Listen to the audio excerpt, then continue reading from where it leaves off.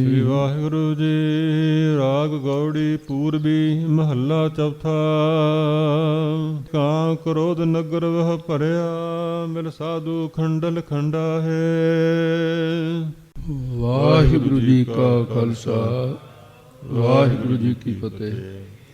ਪਰਮ ਸਤਿਕਾਰਯੋਗ ਗੁਰੂ ਸਰੂਪ ਗੁਰੂ ਖਾਲਸਾ ਸਾਧ ਸੰਗਤ ਜੀਓ, ਮਨ ਬਿਰਤੀਆਂ ਇਕਾਗਰ ਕਰੀਏ।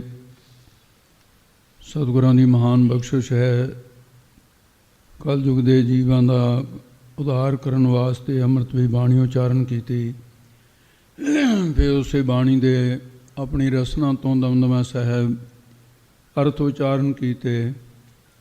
ਉਸ ਸੰਪਰਦਾਈ ਅਰਥਾਂ ਦੀ ਵਿਚਾਰਧਾਰਾ ਅਨੁਸਾਰ ਲੜੀਵਾਰ ਜੋ ਕਥਾ ਵਿਚਾਰ ਚੱਲ ਰਹੀ ਹੈ, ਜਿਸ ਪ੍ਰਕਾਰ ਸਤਿਗੁਰੂ ਕਿਰਪਾ ਕਰਦੇ ਹੈ। ਕੀਰਤਨ ਸੋਹਲੇ ਦੀ ਬਾਣੀ ਦੇ ਵਿੱਚ 13 ਅੰਗ ਦੇ ਉੱਤੇ ਅੱਗੇ ਸ਼ਬਦ ਆ ਰਿਹਾ ਹੈ। ਜਿਸ ਪ੍ਰਕਾਰ ਪਹਿਲਾਂ ਸ਼ਬਦ ਦੇ ਭੇਦਾਂ ਦੀ ਗੱਲ ਹੈ, ਉਸ ਤੋਂ ਬਾਅਦ ਫਿਰ ਅਰਥ ਵਿਚਾਰ ਜੈਸੇ ਸਤਿਗੁਰੂ ਕਿਰਪਾ ਕਰਨਗੇ। ਆਓ ਮਨ ਬਿਰਤੀਆਂ ਇਕਾਗਰ ਕਰਕੇ ਲਾਹਾ ਪ੍ਰਾਪਤ ਕਰੀਏ ਜੀ। ਸ੍ਰੀ ਵਾਹਿਗੁਰੂ ਜੀ। ਰਾਗ ਗੌੜੀ ਪੂਰਬੀ ਮਹੱਲਾ ਚੌਥਾ। ਇਹ ਸਤਿਗੁਰੂ ਮਹਾਰਾਜ ਸਾਹਿਬ ਜੀ ਨੇ ਕੀਰਤਨ ਸੋਹਲੇ ਦੇ ਵਿੱਚ ਇਹ ਸ਼ਬਦ ਦੇ ਵਿੱਚ ਰਾਗ ਅੱਖਰ ਮੂਹਰੇ ਲਿਖ ਕੇ ਫਿਰ ਲਿਖਿਆ ਗੌੜੀ ਪੂਰਬੀ ਮਹੱਲਾ ਚੌਥਾ। ਮੂਹਰੇ ਰਾਗ ਸ਼ਬਦ ਵਰਤਿਆ। ਇਹੀ ਸ਼ਬਦ ਜਦੋਂ ਗੌੜੀ ਰਾਗ ਵਿੱਚ ਸਤਿਗੁਰੂ ਮਹਾਰਾਜ ਸਾਹਿਬ ਜੀ ਨੇ ਕਰਤਾਰ ਵਾਲੇ ਸਰੂਪ ਦੇ ਵਿੱਚ, ਦਮਦਮਾ ਸਵਾਸ ਸਰੂਪ ਦੇ ਵਿੱਚ, ਹੁਣ 171 ਅੰਗ 'ਤੇ ਜਦੋਂ ਆਏਗਾ, ਉੱਥੇ ਇਕੱਲਾ ਗੌੜੀ ਪੂਰਬੀ ਮਹੱਲਾ ਚੌਥਾ ਆਏਗਾ। ਉਹਦੇ ਵਿੱਚ ਰਾਗ ਸ਼ਬਦ ਨਹੀਂ ਆਏਗਾ। ਇਹ ਥੋੜ੍ਹਾ ਜਿਹਾ ਭੇਦ ਹੈ। ਅੱਗੇ ਚੱਲ ਕੇ ਫਿਰ ਸਾਕਤ ਹਰ ਰਸ ਸਾਧ ਨ ਜਾਣਿਆ, ਇਹ ਗੌੜੀ ਰਾਗ ਜਦੋਂ ਸ਼ਬਦ ਆਏਗਾ ਉੱਥੇ ਸਾਕਤ ਹਰ ਰਸ ਸਾਧ ਨ ਜਾਣਿਆ, ਨਾਣੇ ਅਤੇ ਨੰਨੇ ਦਾ ਫੇਰ ਭੇਦ ਆਏਗਾ। ਅਤੇ ਸਤਿਗੁਰੂ ਗੁਰੂ ਰਾਮਦਾਸ ਮਹਾਰਾਜ ਬਿਆਸ ਨਦੀ ਹੈ, ਉਹ ਬਿਆਸ ਨਦੀ ਦੇ ਬੌਲੀ ਵੀ ਸਾਹਿਬ ਵਾਲੇ ਪਾਸੇ ਨੂੰ ਸਤਿਗੁਰੂ ਜੀ ਆ ਰਹੇ ਸੀ। ਗੁਰੂ ਰਾਮਦਾਸ ਮਹਾਰਾਜ ਪੁਰਾਣੇ ਸਮੇਂ ਦੇ ਵਿੱਚ ਜਾਨਵਰ ਉਡਾਉਣ ਵਾਸਤੇ ਮਣੇ ਬਣੇ ਹੁੰਦੇ ਸੀ।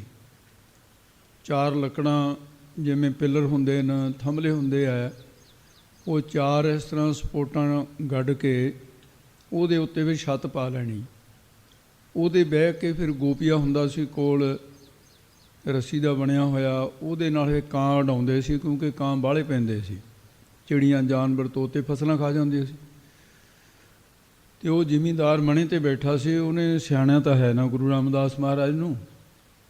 ਉਹ ਮਣੇ 'ਤੇ ਬੈਠਾ ਕਹਿੰਦਾ, ਉਹ ਭਾਈ ਜਾਣ ਵਾਲਿਆ, ਮਹਾਰਾਜ ਨੂੰ ਕਹਿੰਦਾ ਜਾਂਦਾ ਜਾਂਦਾ ਕਹਿੰਦਾ, ਉਹ ਖੇਤ ਦੇ ਮੇਰੇ ਕਾਂ ਹੀ ਉਡਾ ਜਾ। ਅਤੇ ਮਹਾਰਾਜ ਸਾਹਿਬ ਜੀ ਨੇ ਨਹੀਂ ਜਣਾਇਆ ਵੀ ਤੂੰ ਕਿਹਦੇ ਨਾਲ ਗੱਲ ਕਰਦਾ ਹੈ, ਜਾਂ ਅੰਦਰ ਨਿਮਰਤਾ ਹੈ ਮਹਾਰਾਜ ਦੇ। ਮਹਾਰਾਜ ਨੇ ਹੇ ਸ਼ਬਦ ਕਹਿ ਕੇ ਹਿਆਤ ਜਿਵੇਂ ਕਹਿੰਦੇ ਆ, ਕਾਂ ਉਡਾ ਦਿੱਤੇ। ਅਤੇ ਮਹਾਰਾਜ ਸਾਹਿਬ ਉਹਦੇ ਕੋਲ ਆ ਗਏ ਮਣੇ ਦੇ। ਜਦ ਉਹਨੇ ਦੇਖਿਆ ਮਣੇ 'ਤੇ ਬੈਠੇ ਤਾਂ ਗੁਰੂ ਰਾਮਦਾਸ ਮਹਾਰਾਜ ਨੇ, ਉਹ ਜਲਦੀ ਦੇ ਕੇ ਹੇਠਾਂ ਉਤਰਿਆ, ਆ ਕੇ ਮਹਾਰਾਜ ਦੇ ਚਰਨ ਫੜ ਲਏ। ਕਹਿੰਦਾ, ਗਰੀਬ ਨਿਵਾਜ ਮੈਨੂੰ ਬਖਸ਼ ਦਿਓ। ਕਹਿੰਦੇ ਕੀ ਹੋਇਆ? ਕਹਿੰਦੇ ਮਹਾਰਾਜ ਮੈਂ ਸਿਆਣਿਆ ਨਹੀਂ, ਅਤੇ ਮੈਂ ਆਪ ਜੀ ਨੂੰ ਆਮ ਇੱਕ ਸਧਾਰਨ ਬੰਦਾ ਸਮਝ ਕੇ, ਰਾਹੀ ਸਮਝ ਕੇ ਮੈਂ ਕਹਿ ਦਿੱਤਾ ਵੀ ਮੇਰੇ ਖੇਤ ਦੇ ਕਾਂ ਉਡਾ। ਮਹਾਰਾਜ ਸਾਹਿਬ ਕਹਿੰਦੇ ਕੋਈ ਨਹੀਂ, ਮੈਨੂੰ ਤਾਂ ਗੁਰੂ ਨਾਨਕ ਸਾਹਿਬ ਨੇ, ਵੱਡੇ ਗੁਰੂ ਸਾਹਿਬਾਨਾਂ ਨੇ, ਗੁਰੂ ਅਮਰਦਾਸ ਜੀ ਨੇ ਕਾਂ ਉਡਾਉਣ ਵਾਸਤੇ ਸੰਸਾਰ ਦੇ 'ਚ ਭੇਜਿਆ। ਪਰ ਮੈਂ ਤੈਨੂੰ ਇਹ ਕਹਿਣਾ ਵੀ ਮੇਰੇ ਕੋਲੋਂ ਕਾਂ ਤੁਸੀਂ ਇਹ ਜਿਹੜੇ ਪ੍ਰਤੱਖ ਨੇ ਤਾਂ ਤੂੰ ਵੀ ਉਡਾ ਲੇਂਗਾ। ਜੇ ਮੇਰੇ ਕੋਲੋਂ ਕਾਂ ਉਡਾਉਣੇ ਨੇ ਫਿਰ ਉਹ ਕਾਂ ਉਡਾ ਜਿਹੜੇ ਤੂੰ ਨਹੀਂ ਉਡਾ ਸਕਦਾ। ਕਹਿੰਦਾ ਮਹਾਰਾਜ ਮੈਂ ਸਮਝਿਆ ਨਹੀਂ। ਕਹਿੰਦੇ ਆਹ ਜਿਹੜਾ ਖੇਤ ਹੈ, ਜਿਵੇਂ ਕਾਂ ਖਾ ਰਹੇ ਹੈ, ਤੇਰੇ ਸਰੀਰ ਰੂਪੀ ਖੇਤ ਜਾਂ ਫਿਰ ਤੇਰੇ ਅੰਤਸ਼ਕਰਨ ਰੂਪੀ ਖੇਤ ਦੇ ਵਿੱਚ ਕਾਮ ਕ੍ਰੋਧ ਦੇ ਕਾਂ ਪਏ ਹੋਏ ਇਹਨੂੰ, ਉਹ ਵੀ ਕਦੇ ਉਡਾਏ ਆ ਕਿ ਨਹੀਂ? ਕਹਿੰਦਾ ਮਹਾਰਾਜ ਉਹਨਾਂ ਦਾ ਤਾਂ ਮੈਂ ਕਦੇ ਸੋਚਿਆ ਵੀ ਨਹੀਂ ਹੈ। ਮਹਾਰਾਜ ਕਹਿੰਦੇ ਫਿਰ ਖੇਤ ਉਜੜ ਜਾਊਗਾ, ਇਸ ਕਰਕੇ ਤੂੰ ਆਪਣੇ ਉਸ ਖੇਤ ਦੀ ਰਾਖੀ ਕਰ। ਕਹਿੰਦੇ ਮਹਾਰਾਜ ਤੁਸੀਂ ਕਿਰਪਾ ਕਰਕੇ ਮੈਨੂੰ ਜੁਗਤ ਦੱਸੋ। ਫਿਰ ਮਹਾਰਾਜ ਨੇ ਸ਼ਬਦ ਉਚਾਰਨ ਕੀਤਾ ਹੈ ਜੀ, ਸੁਣੋ। ਸ੍ਰੀ ਵਾਹਿਗੁਰੂ ਜੀ। ਕਾਂ ਕ੍ਰੋਧ ਨਗਰ ਵਹ ਭਰਿਆ, ਮਿਲ ਸਾਧੂ ਖੰਡਲ ਖੰਡਾ ਹੈ। ਤੇ ਸਤਿਗੁਰੂ ਮਹਾਰਾਜ ਸਾਹਿਬ ਜੀ ਇਹ ਸ਼ਬਦ ਜਿਹੜਾ ਹੈ ਰਾਗ ਗੌੜੀ ਪੂਰਬੀ ਦੀ ਜਾਤੀ ਹੈ। ਇਹ ਪਹਿਲਾਂ ਮੂਹਰੇ ਆ ਚੁੱਕੇ ਨਾ, ਰਾਗ ਗੌੜੀ ਪੂਰਬੀ ਮਹੱਲਾ ਚੌਥਾ। ਪੂਰਬੀ ਦੀ ਜਾਤੀ ਸਮਝਣੀ। ਗੌੜੀ 13 ਪ੍ਰਕਾਰ ਦੀ ਹੁੰਦੀ ਹੈ। ਕੁਝ ਜਾਤਾਂ ਦਾ ਮਹਾਰਾਜ ਨੇ ਲਿਖੀਆਂ, ਕੁਝ ਗੁਪਤ ਰੱਖੀਆਂ ਹੋਈਆਂ। ਕੁਝ ਗੌੜੀ ਉਹ ਹੈ ਜਿਹਦੀ ਦੂਸਰੇ ਰਾਗ ਨੂੰ ਸਮਿਲਿਤ ਕਰਕੇ ਇਸ ਤਰ੍ਹਾਂ ਅੰਕ ਜਿਹੜਾ ਉਹ 13 ਤੱਕ ਪਹੁੰਚ ਜਾਂਦਾ ਹੈ। ਗੌੜੀ 13ਵੀਂ ਉੱਥੇ ਸ਼ਬਦ ਵੀ ਇਹੀ ਵਰਤਣਾ ਪੈਂਦਾ। ਅਤੇ ਮਹਾਰਾਜ ਸਾਹਿਬ ਨੇ ਇਹਦੇ 'ਚ ਹੇ ਸ਼ਬਦ ਜਿਹੜਾ ਰੱਖਿਆ ਹੈ, ਹੇ ਸ਼ਬਦ ਸੰਬੋਧਕ ਕਰਨ ਵਾਸਤੇ ਹੈ। ਅਤੇ ਇਹ ਨਹੀਂ ਹੈ ਵੀ ਕਾਂ ਉਡਾਉਣ ਵਾਸਤੇ ਮਹਾਰਾਜ ਨੇ ਹੇ ਕਿਹਾ। ਇਹ ਛੰਦ ਦੀ ਚਾਲ ਕਰਕੇ ਲਿਖਿਆ ਗਿਆ ਹੈ। ਇਹਦਾ ਅਰਥ ਹੈ ਤਿਆਗਣਾ ਕਰੋ। ਇਹ ਤਿਆਗਣਾ ਕਰੋ ਵੀ ਇਹਦਾ ਅਰਥ ਹੈ। ਤੋ ਮਹਾਰਾਜ ਸਾਹਿਬ ਨੇ ਜਿਸ ਪ੍ਰਕਾਰ ਇਹ ਕਿਰਪਾ ਕੀਤੀ ਹੈ, ਮਹਾਰਾਜ ਕਹਿੰਦੇ ਕਾਂ ਕ੍ਰੋਧ ਨਗਰ ਵਹ ਭਰਿਆ, ਮਿਲ ਸਾਧੂ ਖੰਡਲ ਖੰਡਾ ਹੈ। ਕਹਿੰਦੇ ਭਾਈ ਇਹ ਤੇਰਾ ਨਗਰ ਸਰੀਰ ਰੂਪੀ ਨਗਰ, ਜਿੱਥੇ ਤਾਂ ਜ਼ਿਆਦਾ ਬਸਤੀ ਹੋਵੇ ਉਹਨੂੰ ਕਹਿੰਦੇ ਨਗਰ, ਜਿੱਥੇ ਥੋੜ੍ਹੀ ਬਸਤੀ ਹੋਵੇ ਉਹਨੂੰ ਕਹਿੰਦੇ ਪਿੰਡ ਜਾਂ ਗ੍ਰਾਮ। ਪਿੰਡਾਂ ਦੇ ਜਿਹੜੀਆਂ ਪੰਚਾਇਤਾਂ ਬਣਦੀਆਂ ਉਹਨੂੰ ਗ੍ਰਾਮ ਪੰਚਾਇਤ ਕਹਿੰਦੇ ਆ, ਅਤੇ ਜਿਹੜੀ ਸ਼ਹਿਰ ਦੇ ਵਿੱਚ ਬਣਦੀ ਹੈ ਉਹਨੂੰ ਨਗਰ ਨਿਗਮ ਕਹਿੰਦੇ ਆ। ਨਗਰ ਸ਼ਹਿਰ ਦਾ ਨਾਮ ਹੈ ਜਿੱਥੇ ਜ਼ਿਆਦਾ ਬਸਤੀ ਹੋਵੇ, ਅਤੇ ਗ੍ਰਾਮ ਪਿੰਡ ਦਾ ਨਾਮ ਹੈ। ਅਤੇ ਮਹਾਰਾਜ ਨੇ ਦੋਨੇ ਪੱਖ ਲਏ। ਕਹਿੰਦੇ ਹੇ ਭਾਈ ਇਹ ਤੇਰਾ ਨਗਰ ਸਰੀਰ ਰੂਪੀ ਨਗਰ, ਅਤੇ ਦੂਸਰਾ ਪਦ ਲੈ ਲਿਆ ਅੰਤਸ਼ਕਰਨ ਰੂਪੀ ਪਿੰਡ। ਯਾਨੀ ਚਾਹੇ ਜੀਵ ਵੱਡੇ ਸਰੀਰ ਵਿੱਚ ਰਹਿੰਦੇ ਆ, ਨਗਰ ਦੀ ਨਿਆਈ ਭਾਰਾ ਸਰੀਰ ਆ ਕਈਆਂ ਦਾ, ਅਤੇ ਕਈਆਂ ਦੇ ਬਹੁਤ ਪਤਲੇ ਅਤੇ ਛੋਟੇ ਸਰੀਰ ਲਿਸੇ ਨੇ, ਉਹ ਗ੍ਰਾਮ ਦੀ ਨਿਆਈ, ਉਹ ਨਗਰ ਦੀ ਨਿਆਈ। ਮਨੁੱਖ ਹੈ ਭਾਵੇਂ ਨਗਰ 'ਚ ਰਹਿੰਦਾ ਹੋਵੇ ਚਾਹੇ ਪਿੰਡ 'ਚ ਰਹਿੰਦਾ ਹੋਵੇ, ਥੋੜ੍ਹੀ ਬਸਤੀ 'ਚ ਰਹਿੰਦਾ ਵੱਡੀ 'ਚ ਰਹਿੰਦਾ। ਕਹਿੰਦੇ ਕਾਮ ਵਿਸ਼ੇ ਵਾਸ਼ਨਾ, ਕ੍ਰੋਧ ਨਾਮ ਹੈ ਗੁੱਸੇ ਦਾ। ਇਹ ਦੋ ਚੀਜ਼ਾਂ ਦਾ ਕੁੱਟ-ਕੁੱਟ ਕੇ ਭਰੀਆਂ ਪਈਆਂ ਨਾ ਸਾਡੇ ਸਰੀਰ 'ਚ। ਇੱਕ ਕ੍ਰੋਧ, ਬਸ ਮਾੜਾ ਜਿਹਾ ਕ੍ਰੋਧ ਨੂੰ ਛੇੜਨ ਦੀ ਦੇਰ ਹੈ। ਉਸੇ ਵੇਲੇ ਜਿਹੜੀ ਹੈ ਉਹ ਕ੍ਰੋਧ ਆਪਣੀ ਅਗਨੀ ਦੀ, ਜਿਵੇਂ ਅਗਨੀ ਲੱਕੜਾਂ 'ਚ ਅਗਨ ਤਾਂ ਸਾਰੀ ਹੈ ਪਰ ਫੂਕਦੀ ਨਹੀਂ, ਉਹ ਦਬੀ ਹੋਈ ਹੈ। ਚੁੱਲ੍ਹੇ ਦੇ ਵਿੱਚ ਜਿਹੜੀ ਦਬੀ ਹੋਵੇ ਅੱਗ ਨੁਕਸਾਨ ਨਹੀਂ ਕਰਦੀ, ਪਰ ਜਦੋਂ ਅੱਗ ਭੜਕ ਜਾਵੇ ਨਾ ਫਿਰ ਤਾਂ ਤਬਾਹ ਕਰ ਦਿੰਦੀ ਹੈ। ਅਤੇ ਸ਼ਬਦਾਂ ਰੂਪੀ ਧੂੰਆਂ ਨਿਕਲੂ ਫਿਰ, ਅਤੇ ਅੱਗ ਦਾ ਛੇਕ ਫਿਰ ਜਿਹੜੇ ਕੋਲ ਖੜੇ ਹੋਣਾ ਵੀ ਲੱਗਦਾ ਹੁੰਦਾ। ਇਸ ਕਰਕੇ ਕਾਮ ਅਤੇ ਕ੍ਰੋਧ ਜਿਹੜੇ ਨਾ ਇਹ ਨਗਰ ਅੰਤਸ਼ਕਰਨ ਰੂਪੀ ਪਿੰਡ ਤੇਰਾ ਇਹਦੇ ਨਾਲ ਭਰਿਆ ਹੋਇਆ ਹੈ। ਅਤੇ ਤੈਨੂੰ ਚਾਹੀਦਾ ਕਿ ਜੇ ਇਸ ਦਾ ਨਾਸ਼ ਕਰਨਾ ਚਾਹੁੰਦਾ ਹੈ, ਇਸ ਮਿਲ ਸਾਧੂ ਖੰਡਲ ਖੰਡਾ ਹੈ। ਇਸ ਲਈ ਭਾਈ ਸਾਧੂ ਸਤਿਗੁਰੂ ਸੰਤ ਜਨਾਂ ਦੇ ਨਾਲ ਮਿਲ ਕੇ ਵਿਕਾਰਾਂ ਦੇ ਖੰਡਲ ਦਾ ਅਰਥ ਹੈ, ਇਹਦੇ ਮੰਡਲ ਅਤੇ ਖੰਡਲ ਦੋ ਸ਼ਬਦ ਹੁੰਦੇ ਨੇ। ਇੱਥੇ ਖੰਡਲ ਹੈ, ਖੰਡਲ ਦਾ ਅਰਥ ਸਮੂਹ, ਖੰਡਾ ਟੁਕੜੇ ਟੁਕੜੇ ਕਰਦੇ, ਇਹਦਾ ਨਾਸ਼ ਕਰਦੇ।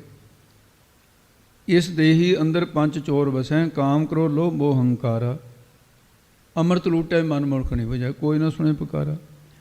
ਜਾਂ ਫਿਰ ਗਿਆਨ ਰੂਪੀ ਖੰਡਾ, ਵਿਚਾਰ ਰੂਪੀ ਖੰਡਾ ਲੈ ਕੇ ਕਾਮ ਆਦਿਕ ਵਿਕਾਰਾਂ ਨੂੰ ਖੰਡਲ ਨਾਸ਼ ਕਰਨਾ ਕਰ।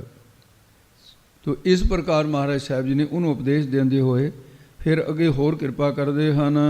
ਪੂਰਬ ਲਿਖਤ ਲਿਖੇ ਗੁਰ ਪਾਇਆ। ਕਹਿੰਦੇ ਹੇ ਭਾਈ ਪੂਰਬਲੇ ਕਰਮਾਂ ਦੀ ਲਿਖਤ ਦੇ ਅਨੁਸਾਰ ਐਵੇਂ ਨਹੀਂ ਸਤਿਗੁਰੂ ਮਿਲ ਜਾਂਦੇ। ਜਿਹਨਾਂ ਮਸਤਕ ਤੁਰ ਹਰ ਲਿਖਿਆ ਤੇ ਨਾ ਸਤਿਗੁਰੂ ਮਿਲਿਆ ਰਾਮਦਾਸ।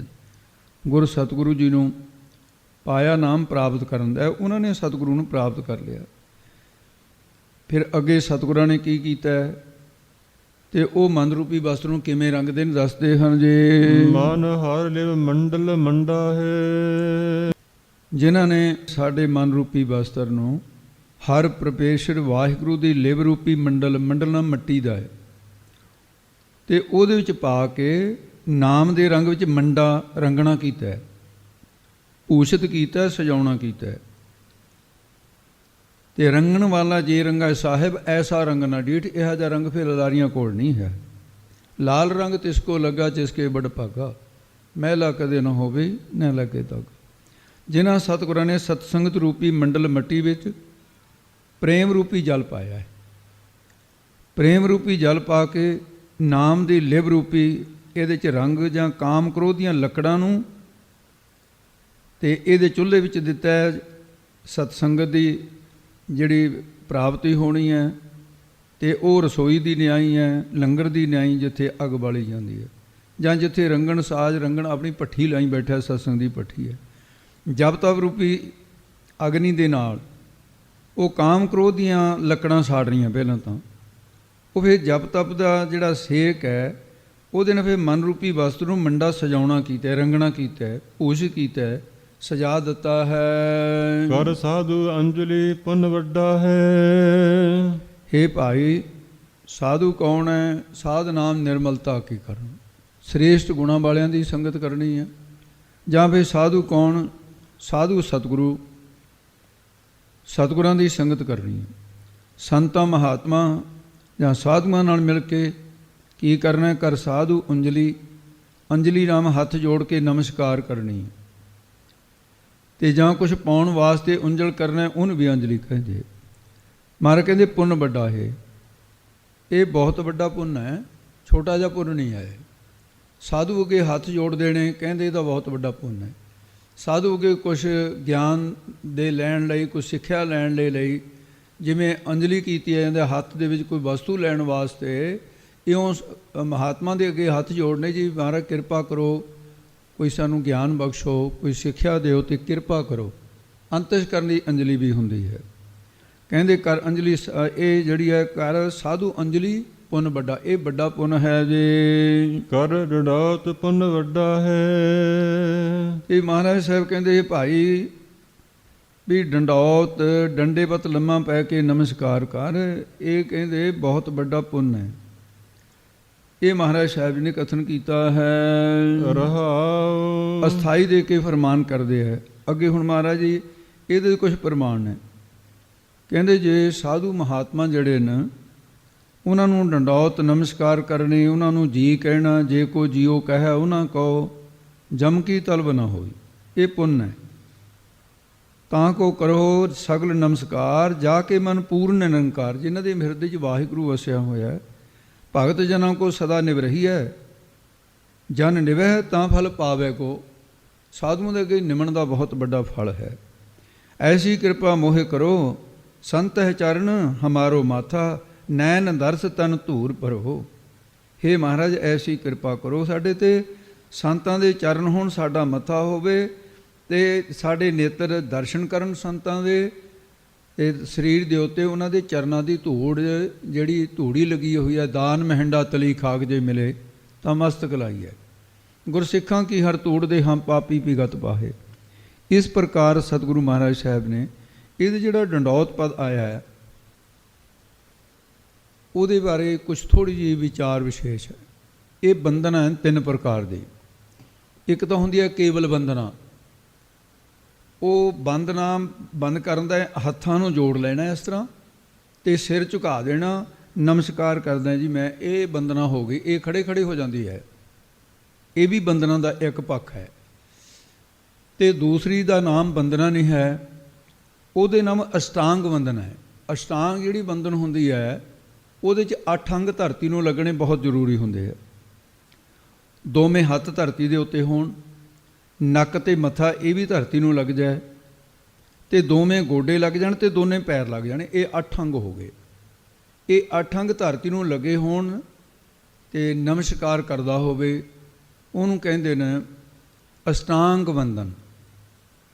8 ਅੰਗ ਲਾਂਗੇ, ਅਸ਼ਟਾਂਗ ਬੰਦਨ। ਤੇ ਫਿਰ ਜਿਹੜੀ ਹੈ ਇਹ ਜਿਹੜੀ ਇੱਥੇ ਪਦ ਵਰਤਿਆ ਮਹਾਰਾਜ ਨੇ, ਇਹ ਵਰਤਿਆ ਡੰਡੌਤ ਬੰਦਨ। ਜਿਵੇਂ ਮੇਰਾ ਡੰਡੌਤ ਬੰਦਨ ਅਨਕ ਵਾਰ, ਤੋ ਮਹਾਰਾਜ ਸਾਹਿਬ ਜੀ ਨੇ ਜਿਹੜਾ ਇੱਥੇ ਪਦ ਵਿਆ ਕਰ ਡੰਡੌਤ ਪੁੰਨ ਵੱਡਾ ਹੈ। ਡੰਡੌਤ ਦਾ ਮਤਲਬ ਹੈ ਡੰਡੇ ਵੱਤ ਲੰਮਾ, ਜਿਵੇਂ ਡੰਡਾ ਜਿਵੇਂ ਹੀ ਸਿੱਧਾ ਹੁੰਦਾ ਹੈ, ਉੱਥੇ 8 ਅੰਗਾਂ ਦੀ ਗੱਲ ਨਹੀਂ ਰਹੀ, ਖੜਾ ਵੀ ਨਹੀਂ ਹੈ, ਲੰਮਾ ਪਿਆ। ਤੇ ਭਾਵ ਕੀ ਹੈ? ਮੇਲ ਲਿਹੋ ਦਇਆਲ, ਢਹਿ ਪਏ ਦੁਆਰਿਆ। ਜਿਹੜਾ ਢਹਿ ਜੇ ਧਰਤੀ ਤੇ ਲੰਮਾ ਪਿਆ ਹੁੰਦਾ ਹੈ, ਢਹਿ ਗਿਆ ਜਿਹੜਾ ਪਹਿਲਵਾਨ, ਢਹਿ ਜਾ ਧਰਤੀ ਤੇ ਲੰਮਾ ਪਿਆ, ਚਿੱਤ ਹੋਇਆ ਪਿਆ। ਬਸ ਫਰਕ ਇਹੀ ਹੈ ਵੀ ਹਾਰਿਆ ਹੋਇਆ ਪਹਿਲਵਾਨ ਜਿਹੜਾ ਹੈ ਤੇ ਉਹ ਧਰਤੀ ਤੇ ਪਿੱਠ ਦੇ ਭਰਨੇ ਪਿਆ ਹੁੰਦਾ ਹੈ, ਤੇ ਇੱਥੇ ਮੁੱਧੇ ਮੂੰਹ ਨਮਸਕਾਰ ਸਿਰ ਕਰਨੀ ਹੈ। ਇਹਨੂੰ ਕਹਿੰਦੇ ਨੇ ਡੰਡੌਤ, ਜਿਵੇਂ ਡੰਡੇ ਵੱਤ ਲੰਮਾ ਪਿਆ। ਆ ਦੇਵੀ ਦੇ ਭਗਤ ਦੇਖਿਆ ਨਹੀਂ ਕਦੇ, ਉਹਨੂੰ ਕਹਿੰਦੇ ਜੀ ਡੰਡੌਤ ਕਰਦੇ ਆ। ਐਂ ਲੀਕ ਖਿੱਚ ਲਿਆ ਉੱਥੇ ਤੱਕ, ਐਂ ਸਾਰੇ ਅੰਗ ਲਾ ਕੇ ਫਿਰ ਲੀਕ ਖਿੱਚ ਕੇ ਫਿਰ ਉਦੋਂ ਅੱਗੇ ਪੈਰ ਧਰਨੇ ਲੀਕ ਦੇ ਉੱਤੇ। ਮਹਾਰਾਜ ਨੇ ਇਹਦਾ ਪ੍ਰਮਾਣ ਦਿੱਤਾ 10ਵੇਂ 'ਚ, ਕਹਾਂ ਪਇਓ ਮਲ ਜੋ ਪੇ ਕਾਢਤ ਅਨੇਕ ਡੰਡ, ਸੋ ਤੋ ਨਾ ਡੰਡੌਤ ਅਸ਼ਟਾਂਗ ਅਥ ਤੀਸ ਕੋ। ਕਹਿੰਦੇ ਇਹ ਤਾਂ ਨਹੀਂ ਹੈ ਵੀ ਉਹ ਵੀ ਅਸ਼ਟਾਂਗ ਬੰਦਨਾ ਕਰਦੇ ਜਾਂ ਡੰਡੌਤ ਬੰਦਨ ਕਰਦੇ ਨਾ, ਇਹ ਪ੍ਰਮਾਣ ਦਿੱਤਾ ਹੈ। ਭਾਵਨਾ ਤੋਂ ਬਿਨਾ ਅਪਰਾਧੀ ਦੁਣਾ ਨੇ ਬੈ, ਜਿਉ ਹੰਤਾ ਮਿਰਗਾਏ ਸੀਸ ਦਵਾਏ ਕਿਆ ਥੀ ਅਜਾ ਰਿਦਕ ਸੁਧੇ ਜਾਏ, ਉਹਦਾ ਨਹੀਂ ਕੋਈ ਫਾਇਦਾ ਹੁੰਦਾ। ਅਤੇ ਅੱਜ ਕੱਲ੍ਹ ਤਾਂ ਭਾਈ ਦਸਤਾਰਾਂ ਜਾਂ ਸਜਾਉਣ ਲੱਗੇ, ਉਹ ਚੁੰਝ ਇੰਨੀ ਤਿੱਖੀ ਹੁੰਦੀ ਹੈ, ਜੇ ਮੱਥਾ ਲਾਉਣਾ ਵੀ ਚਾਹਣ ਲੱਗਦਾ ਹੀ ਨਹੀਂ ਧਰਤੀ ਨੂੰ, ਮੱਥਾ ਕਿੱਥੇ ਲੱਗੂਗਾ, ਉਹ ਤਾਂ ਚੁੰਝ ਫਸ ਜਾਣੀ ਆ ਉੱਥੇ, ਉਹ ਜਿਹੜੀ ਨੋਕ ਜੀ ਹੁੰਦੀ ਹੈ ਤਿੱਖੀ। ਇਸ ਕਰਕੇ ਗੁਰਮਤਿ ਦੇ ਵਿੱਚ ਗੁਰਮੁਖੀ ਦਸਤਾਰ ਮਹਾਰਾਜ ਨੇ ਸਜਾਉਣੀ ਜਿਹੜੀ ਹੈ, ਤਾਂ ਕਿ ਮੱਥਾ ਧਰਤੀ ਨੂੰ ਲੱਗ ਸਕੇ, ਮਸਤਕ ਸਫਲਾ ਹੁੰਦਾ ਹੈ। ਤੋ ਇਸ ਪ੍ਰਕਾਰ ਮਹਾਰਾਜ ਸਾਹਿਬ ਜੀ ਨੇ ਅੱਗੇ ਫਿਰ ਇਹ ਅਸਥਾਈ ਦੇ ਕੇ ਜੋ ਅਗਲੀਆਂ ਤੁਕਾਂ ਉਚਾਰਨ ਕੀਤੀਆਂ, ਸੁਣੋ ਜੇ। ਸਾਕਤ ਹਰ ਰਸ ਸਾਧ ਨ ਜਾਣਿਆ। ਸਾਕਤ ਕਠੋਰ ਚਿੱਤ ਵਾਲੇ ਨੂੰ ਕਹਿੰਦੇ, ਪੱਥਰ ਵਰਗਾ ਚਿੱਤ ਹੁੰਦਾ ਹੈ ਸਾਕਤ ਦਾ, ਜੋ ਮਰਜ਼ੀ ਉਪਦੇਸ਼ ਨਹੀਂ ਜੋ ਉੱਥੇ ਕਾਟ ਨਹੀਂ ਕਰਦਾ ਹੈ। ਜਾਂ ਸਾਕਤ ਸ਼ਕਤੀ ਮਾਇਆ ਦਾ ਜਿਹੜਾ ਉਪਾਸਕ ਹੈ। ਇਸ ਕਰਕੇ ਹਰ ਵਾਹਿਗੁਰੂ ਤੇ ਹਰ ਨਾਮ ਵਾਹਿਗੁਰੂ ਪਰਮੇਸ਼ਰ ਦਾ, ਉਹਦੇ ਰਸ ਕੀ ਹੈ, ਪ੍ਰੇਮ ਨੂੰ, ਪ੍ਰੇਮ ਦੇ ਸਾਧ ਸਵਾਦ ਨੂੰ ਨਾ ਜਾਣਿਆ, ਨਹੀਂ ਜਾਣਿਆ। ਕਿਵੇਂ ਨਹੀਂ ਜਾਣਿਆ? ਦਾਲਾਂ ਦੇ ਵਿੱਚ ਇੱਕ ਕੋਰੜੂ ਹੁੰਦਾ ਹੈ, ਉਹਦਾ ਪ੍ਰਮਾਣ ਦਿੱਤਾ ਹੈ, ਕੋਰੜ ਮੋਠ ਜਨੇਹਾ। ਭਾਵੇਂ ਉਸ ਨੂੰ ਅੱਗ ਦੇ ਉੱਤੇ 7 ਉਬਾਲੇ ਦੇ ਦਿਓ, ਕੋਰੜੂ ਵਿੱਚੇ ਰਿੱਝੀ ਜਾਊਗਾ, 7 ਵਾਰੀ ਉਬਾਲ ਦਿਓ ਭਾਵੇਂ ਉਹਨੂੰ, ਉਹਦਾ ਕੁਝ ਨਹੀਂ ਵਿਗੜਦਾ, ਉਹ ਉਸੇ ਤਰ੍ਹਾਂ ਹੀ ਰਹਿੰਦਾ ਹੈ। ਇਸੇ ਤਰ੍ਹਾਂ ਜਿਹੜਾ ਸਾਕਤ ਦਾ ਹਿਰਦਾ ਇਹ ਹੁੰਦਾ ਕਠੋਰ, ਕਠੋਰ ਹੋਣ ਕਰਕੇ ਨਾ ਫਿਰ ਇਹਦੇ 'ਤੇ ਕੋਈ ਅਸਰ ਨਹੀਂ ਹੁੰਦਾ। ਉਹਦਾ ਕਾਰਨ ਕੀ ਹੈ? ਕੋਰੜ ਮੋਠ ਜਨੇਹਾ ਕਿਹਾ। ਇਸ ਕਰਕੇ ਪਰਮੇਸ਼ਰ ਵਾਹਿਗੁਰੂ ਦੇ ਨਾਮ ਦੇ ਵਿੱਚ ਢਲਦਾ ਨਹੀਂ, ਹਿਰਦੇ 'ਚ ਪ੍ਰੇਮ ਢਲਦਾ ਨਹੀਂ। ਪਰਮੇਸ਼ਰ ਸਾਰਿਆਂ ਵਿੱਚ ਇੱਕ ਰਸ ਹੈ, ਜਤਰ ਤਤਰ ਦਿਸ਼ਾ ਪਿਛਾ ਹੋਏ ਫੈਲਿਓ ਅਨੁਰਾਗ, ਪਰ ਪ੍ਰੇਮ ਹੈ ਨਹੀਂ ਉੱਥੇ। ਇਸ ਕਰਕੇ ਉਹਦੇ ਸਾਧ ਆਨੰਦ ਨੂੰ, ਉਸ ਦੇ ਰਸ ਨੂੰ, ਉਹਦੇ ਪ੍ਰੇਮ ਨੂੰ ਨਹੀਂ ਜਾਣਿਆ। ਉਹਦਾ ਕਾਰਨ ਦੱਸਦੇ ਨੇ, ਤਿਨ ਅੰਤਰ ਹਉਮੈ ਕੰਡਾ ਹੈ। ਤਿੰਨ ਉਹਨਾਂ ਦੇ ਅੰਤਰ ਹਉਮੈ ਦਾ ਕੰਡਾ ਹੈ, ਉਹਨਾਂ ਦੇ ਅੰਦਰ ਭਾਵ ਅੰਤਸ਼ਕਰਮ ਵਿੱਚ ਹਉਮੈ ਦਾ ਕੰਡਾ ਹੈ। ਪੁਰਾਣੇ ਸਮੇਂ ਦੇ ਵਿੱਚ ਕਈ ਬੱਚਿਆਂ ਦੇ ਹਲਕ ਦੇ ਵਿੱਚ ਨਾ ਗਲੇ 'ਚ ਕੰਡੇ ਪੈ ਜਾਂਦੇ, ਉਹਨੂੰ ਕੰਡਾ ਕਹਿੰਦੇ ਸੀ। ਵੈਦ ਲੋਕ ਇਲਾਜ ਕਰਦੇ, ਫਿਰ ਬੱਚਾ ਦੁੱਧ ਚੁੰਘਣ ਤੋਂ ਹਟ ਜਾਂਦਾ, ਗਲ ਪੱਕ ਜਾਂਦਾ। ਬਿਲਕੁਲ ਇਸੇ ਤਰ੍ਹਾਂ ਜਿਹੜਾ ਸਾਕਤਾਂ ਦਾ ਅੰਤਸ਼ਕਰਨ ਹੈ, ਉਹਦੇ 'ਚ ਕੰਡਾ ਪਿਆ ਹੋਇਆ ਹੈ, ਜਿਸ ਕਰਕੇ ਨਿਸ਼ਕਾਮ ਕਰਨ ਪਰ ਦੁੱਧ ਨਹੀਂ ਪੀਂਦਾ, ਸਤਿਗੁਰੂ ਦੇ ਉਪਦੇਸ਼ ਰੂਪੀ ਪ੍ਰਸ਼ਾਦਾ ਆਦਿ ਇਹ ਨਹੀਂ ਛਕਦਾ, ਖੁਰਾਕ ਨਹੀਂ ਲੈਂਦਾ, ਬੱਚਾ ਖੁਰਾਕ ਨਾ ਖਾਵੇ ਕਮਜ਼ੋਰ ਹੋ ਜਾਂਦਾ ਹੈ। ਇਹ ਦੈਵੀ ਗੁਣਾਂ ਦਾ ਰਸ ਪ੍ਰਾਪਤ ਨਹੀਂ ਹੁੰਦਾ। ਜਿਵੇਂ ਬੱਚਾ ਦੁੱਧ ਨਹੀਂ ਪੀਂਦਾ, ਦੁੱਧ ਰੂਪੀ ਰਸ, ਇੱਧਰ ਨਾਮ ਰੂਪੀ ਰਸ ਹੈ। ਇਸ ਕਰਕੇ ਜਿਵੇਂ ਪੈਰ 'ਚ ਕੰਡਾ ਲੱਗ ਜਾਵੇ ਫਿਰ ਤੁਰ ਥੋੜ੍ਹੀ ਹੁੰਦਾ, ਲੰਗੜਾ ਕੇ ਤੁਰੂ, ਪਹਿਲਾਂ ਤਾਂ ਤੁਰ ਹੀ ਨਹੀਂ ਹੁੰਦਾ ਠੀਕ। ਇਸ ਤਰ੍ਹਾਂ ਉਹਨਾਂ ਦੇ ਇਹ ਕੰਡਾ ਜਿਹੜਾ ਲੱਗਿਆ ਹੋਇਆ ਅੰਤਸ਼ਕਰਨ ਦੇ ਵਿੱਚ, ਮਨ ਰੂਪੀ ਪੈਰ ਹਉਮੈ ਦਾ ਕੰਡਾ ਖੁੱਭਿਆ ਹੋਇਆ, ਉਹਨਾਂ ਨੂੰ ਆਤਮਿਕ ਆਨੰਦ ਰੂਪੀ ਸੁਖ ਦੀ ਪ੍ਰਾਪਤੀ ਨਹੀਂ ਹੁੰਦੀ ਹੈ, ਉਹ ਪਰਮਾਤਮਾ ਦੇ ਰਸਤੇ ਚੱਲ ਨਹੀਂ ਸਕਦੇ ਹਨ। ਸਾਕਤ ਸੱਚ ਨਾ ਭਾਵੀ, ਊੜਾ ਕੂੜੀ ਪਾਏ। ਇਸ ਕਰਕੇ ਫਿਰ ਇਹ ਕਹਿੰਦੇ ਨੇ ਤਿੰਨ ਅੰਤਰ ਹਉਮੈ ਕੰਡਾ ਹੈ। ਉਹਨਾਂ ਦੇ ਅੰਦਰ ਇਹ ਕੰਡਾ ਸੀ। ਇਸ ਕਰਕੇ ਫਿਰ ਕਹਿੰਦੇ ਜਿਉ ਜਿਉ ਚੱਲੈ ਹੈ ਚੁਭੈ ਦੁਖ ਪਾਵੈ ਹੈ।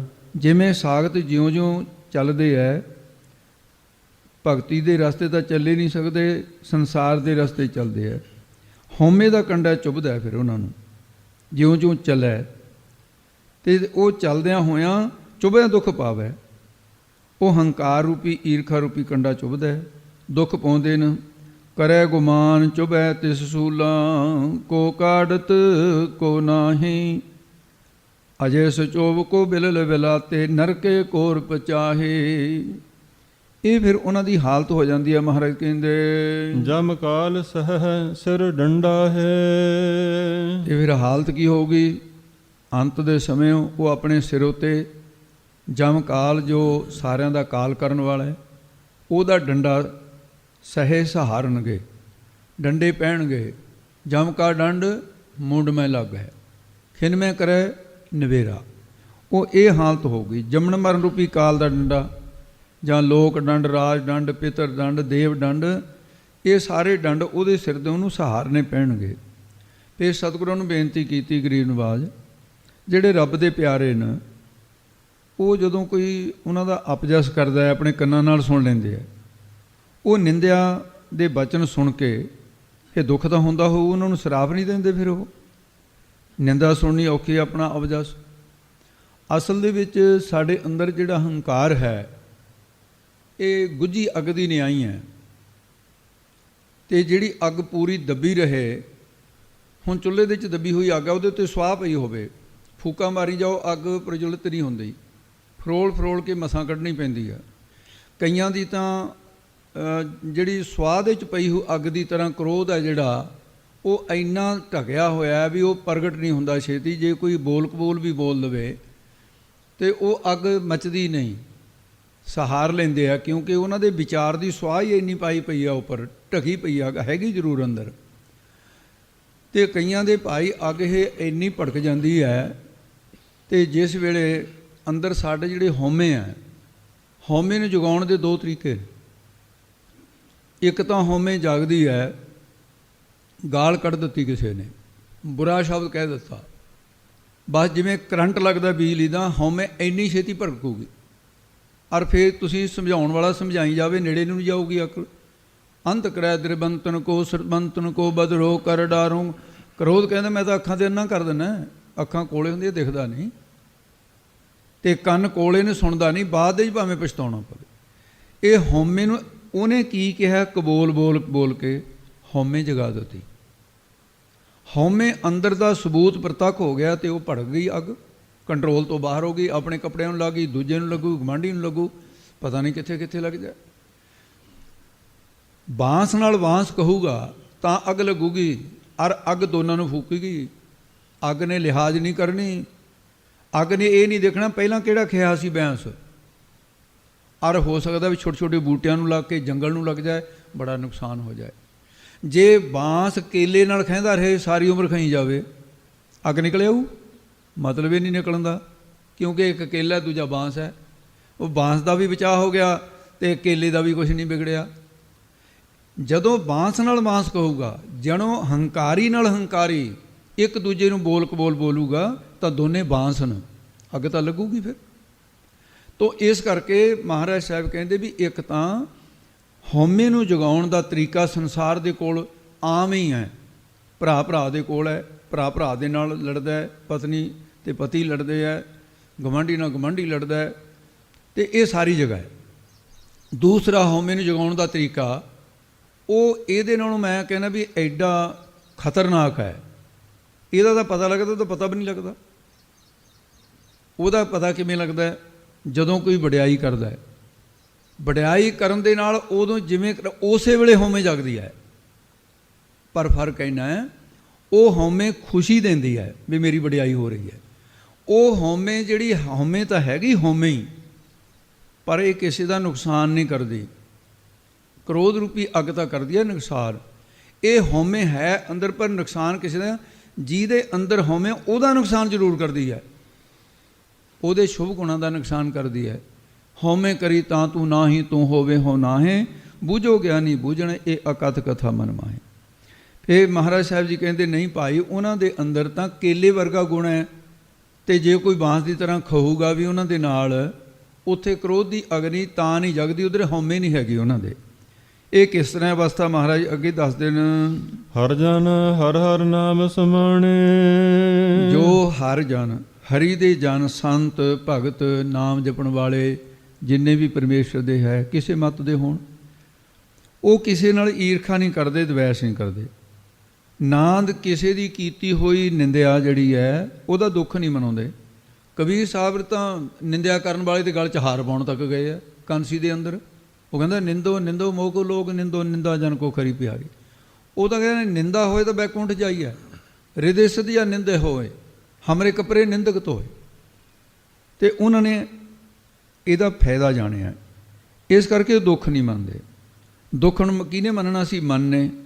ਮਨ ਦੇ ਵਿੱਚ ਤਾਂ ਨਾਮ ਦਾ ਰਸ ਬੈਠਾ ਹੈ। ਹਰ ਹਰ ਹਰੀ ਪਰਮੇਸ਼ਰ ਦੇ ਨਾਮ ਦੇ ਵਿੱਚ ਮਸਤੀ ਹੈ। ਹਰ ਕੀ ਹੈ? ਹਰ ਵੇਲੇ ਹਰੀ ਪਰਮੇਸ਼ਰ ਦੇ ਨਾਮ ਦੀ ਮਸਤੀ ਰਹਿੰਦੀ ਹੈ। ਸਮਾਣੇ ਸਮਾਏ ਰਹਿੰਦੇ ਨੇ। ਭਾਵ ਕੀ ਹੈ? ਵੀ ਲੀਨ ਹੋਏ ਰਹਿੰਦੇ ਨੇ। ਇਸ ਕਰਕੇ ਰੱਬ ਦੇ ਪਿਆਰਿਆਂ ਨੂੰ ਉਹ ਨਿੰਦਿਆ ਸੁਣ ਕੇ ਦੁੱਖ ਨਹੀਂ ਹੁੰਦਾ। ਅਤੇ ਸੰਸਾਰ ਵੱਡਾ ਦੁੱਖਾਂ ਦਾ ਘਰ ਹੈ। ਜੰਮਣ ਮਰਨ ਦਾ ਜਿਹੜਾ ਘਰ ਹੈ, ਕਹਿੰਦੇ ਇਹ ਦੁੱਖਾਂ ਵੱਲ ਦੇਖਣਾ ਚਾਹੀਦਾ ਹੈ ਜੀ। ਦੁੱਖ ਜਨਮ ਮਰਨ ਭਵ ਖੰਡਾ ਹੈ। ਉਹ ਭਾਈ ਉਹਨਾਂ ਨੇ ਤਾਂ ਦੁੱਖ ਕੀ ਹੋਣਾ? ਉਹ ਤਾਂ ਸੰਸਾਰ ਦੇ ਦੁੱਖ ਕੱਟਣ ਵਾਸਤੇ ਕਹਿੰਦੇ ਨੇ, ਹੇ ਗੁਰਮੁਖੋ, ਹੇ ਭਾਈ, ਸੰਸਾਰ ਦੇ ਜੰਮਣ ਤੇ ਮਰਨ ਦਾ ਵੱਡਾ ਦੁੱਖ ਹੈ। ਅੱਜ ਤਾਂ ਛੋਟੇ ਛੋਟੇ ਦੁੱਖ ਨੇ, ਵੀ ਮਾੜੀ ਗੱਲ ਕਹਿਤੀ ਕਿਸੇ ਨੇ, ਦਿਲ ਦੁਖਾਤਾ ਜੀ ਮੇਰਾ, ਜਾਂ ਕੋਈ ਬਿਪਤਾ ਆ ਗਈ ਜੀ, ਮੈਨੂੰ ਦੁੱਖ ਪੈ ਗਿਆ, ਮੇਰੇ ਘਰ 'ਚ ਗਰੀਬੀ ਆ ਗਈ, ਕੁਛ ਹੋਰ ਹੋ ਗਿਆ, ਬਿਮਾਰੀ ਆ ਗਈ। ਕਹਿੰਦੇ ਨਹੀਂ, ਜੰਮਣ ਮਰਨ ਦਾ ਵੱਡਾ ਵਿਛੋੜਾ ਹੈ। ਉਹਨਾਂ ਨੇ ਖੰਡਾ ਨਾਸ਼ ਕਰ ਦਿੱਤਾ। ਇਹ ਵੀ ਉਹਨਾਂ ਦੇ ਜੰਮਣ ਤੇ ਮਰਨ ਦੇ ਦੁੱਖ ਨੂੰ, ਭਾਵਕ ਭੈ ਨੂੰ ਮੇਟ ਦਿੱਤਾ ਹੈ। ਭਵ ਭੈ ਦਾ ਨਾਮ ਵੀ ਹੈ, ਭਵ ਜਨਮ ਦਾ ਨਾਮ ਵੀ ਹੈ। ਖੰਡਾ ਹੈ ਜੰਮਣ ਮਰਨ ਦਾ, ਭਵ ਜੰਮਣਾ ਤੇ ਮਰਨਾ, ਭੈ ਇਹਦਾ ਖੰਡਾ ਨਾਸ਼ ਕਰ ਦਿੱਤਾ ਹੈ। ਜਨਮ ਦਾ ਦੁੱਖ ਇਸ ਤਰ੍ਹਾਂ ਦਾ ਮੰਨਿਆ, ਕਹਿੰਦੇ ਜਿਵੇਂ ਸੁਨਿਆਰਾ, ਉਹਦੇ ਕੋਲ ਜਿੰਦੀ ਹੁੰਦੀ ਹੈ ਕਿ ਛੋਟੇ ਸਰਾਖ ਵਾਲੀ ਉਹਦਾ ਜੰਤਰ ਹੈ ਇੱਕ।